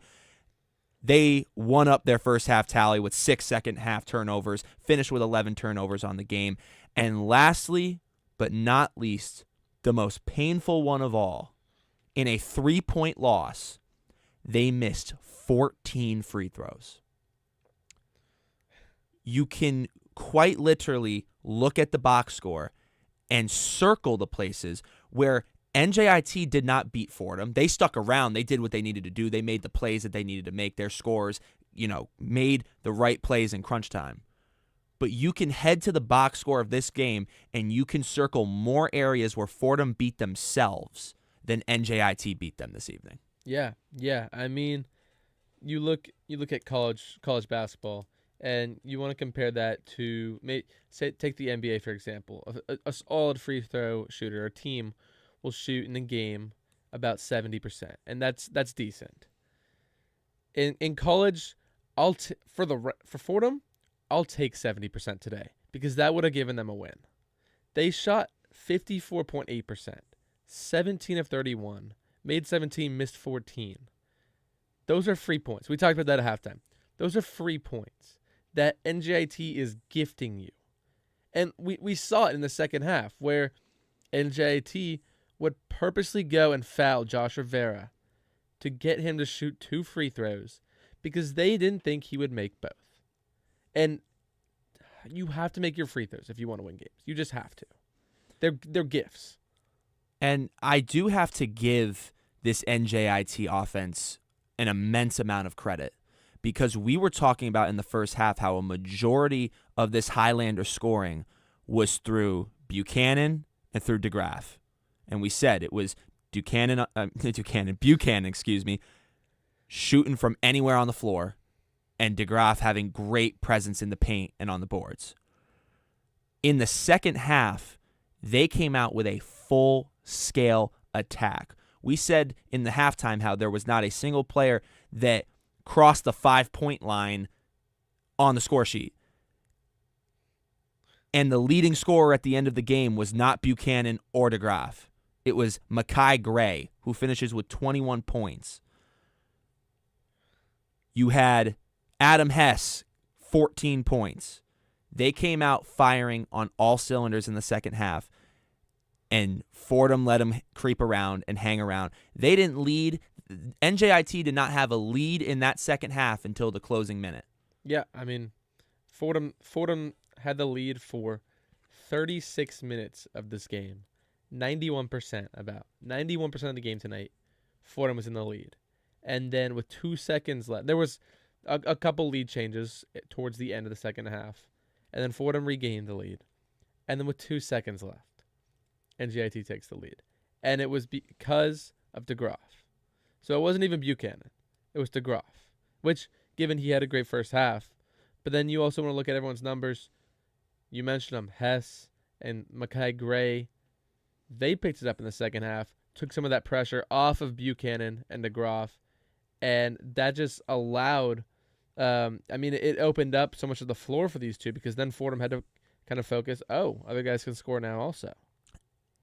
Even though this is a very frustrating game to talk about, and quite frankly, I don't even really want to talk about this right now, but I have to because I think something did happen tonight that was very cool. Abdou Simbila sets a career high in points. He sets a career high in blocks. 18 points, 9 blocks, each career highs. He came just short of tying the single game record for Fordham men's basketball in blocks. And then 14 rebounds to go along with it. So he records a double-double, was an absolute superstar, has been a superstar for the past few games, and a wonderful performance is, I guess I started on a positive note pointing out the performance, but a positive thing, a wonderful performance from Abdou Simbila this evening is wasted. Yeah. But I do want to get just your general thoughts on, the kind of asset that he was to the offense on the floor tonight. Oh, and he was huge for Fordham tonight. He was the leading scorer with 18 points, did not miss a single field goal, was the second highest player that played tonight for Fordham in free throw percentage. He made the most. He was 6 for 9. The only person who shot free throws better was Medor, 4 for 4. So Simbila led the team in points, in rebounds, in blocks, in field goal percentage, and made free throws. He was instrumental in Fordham even being in this game. I think if he didn't play, Fordham loses this one by a lot more. Not to mention, Abdou Simbila is a big man. That is a physical presence. 30 minutes tonight. 30 minutes on the court. That is a lot of time, especially in a game that at certain points felt like you were watching him run wind sprints. You couldn't have asked for any more out of Mr. Simbila tonight. So props to him for a fantastic game tonight. I wish he could be celebrating a win, but unfortunately, that's not what the circumstances provided for. So now the Fordham Rams drop to back below 500. They're 4-5. Now, I want to talk about this weekend coming up, just very briefly to close this show.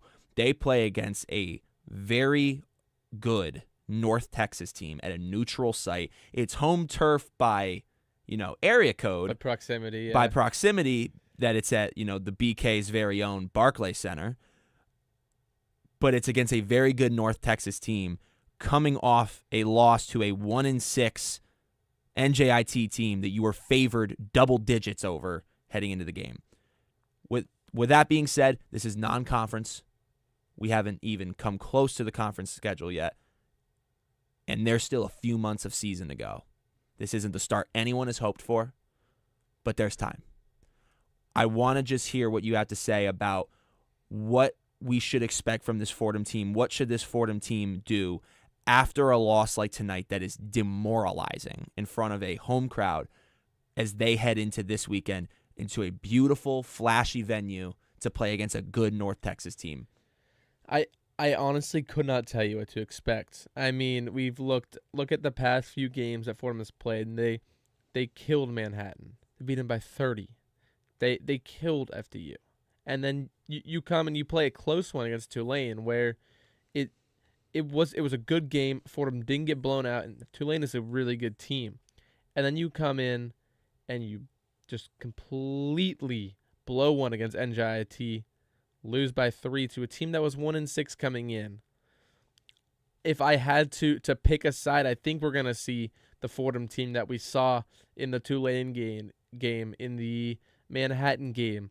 A Fordham team that's going to come out pretty fast, honestly, because after a game like this, you need to bounce back. You need to bounce back. And I'm not necessarily saying that they're going to go and take over the game against North Texas, but they're going to compete. They're going to compete, and that's the end of that's the end of it. I mean, they're going to compete. You have to compete. You take a day off tomorrow.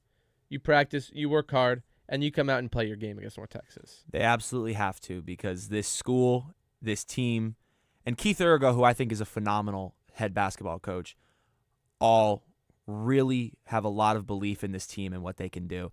And we haven't seen it to this point. And it's for multiple reasons. They've played a couple of good opponents, especially in the Virgin Islands, but we've seen some real growing pains with this team. A couple of big losses from last year that, while it's a new year, new team, are shoes that needed to be filled. And a lot of young talent on this team that is truly starting to work into their respective roles.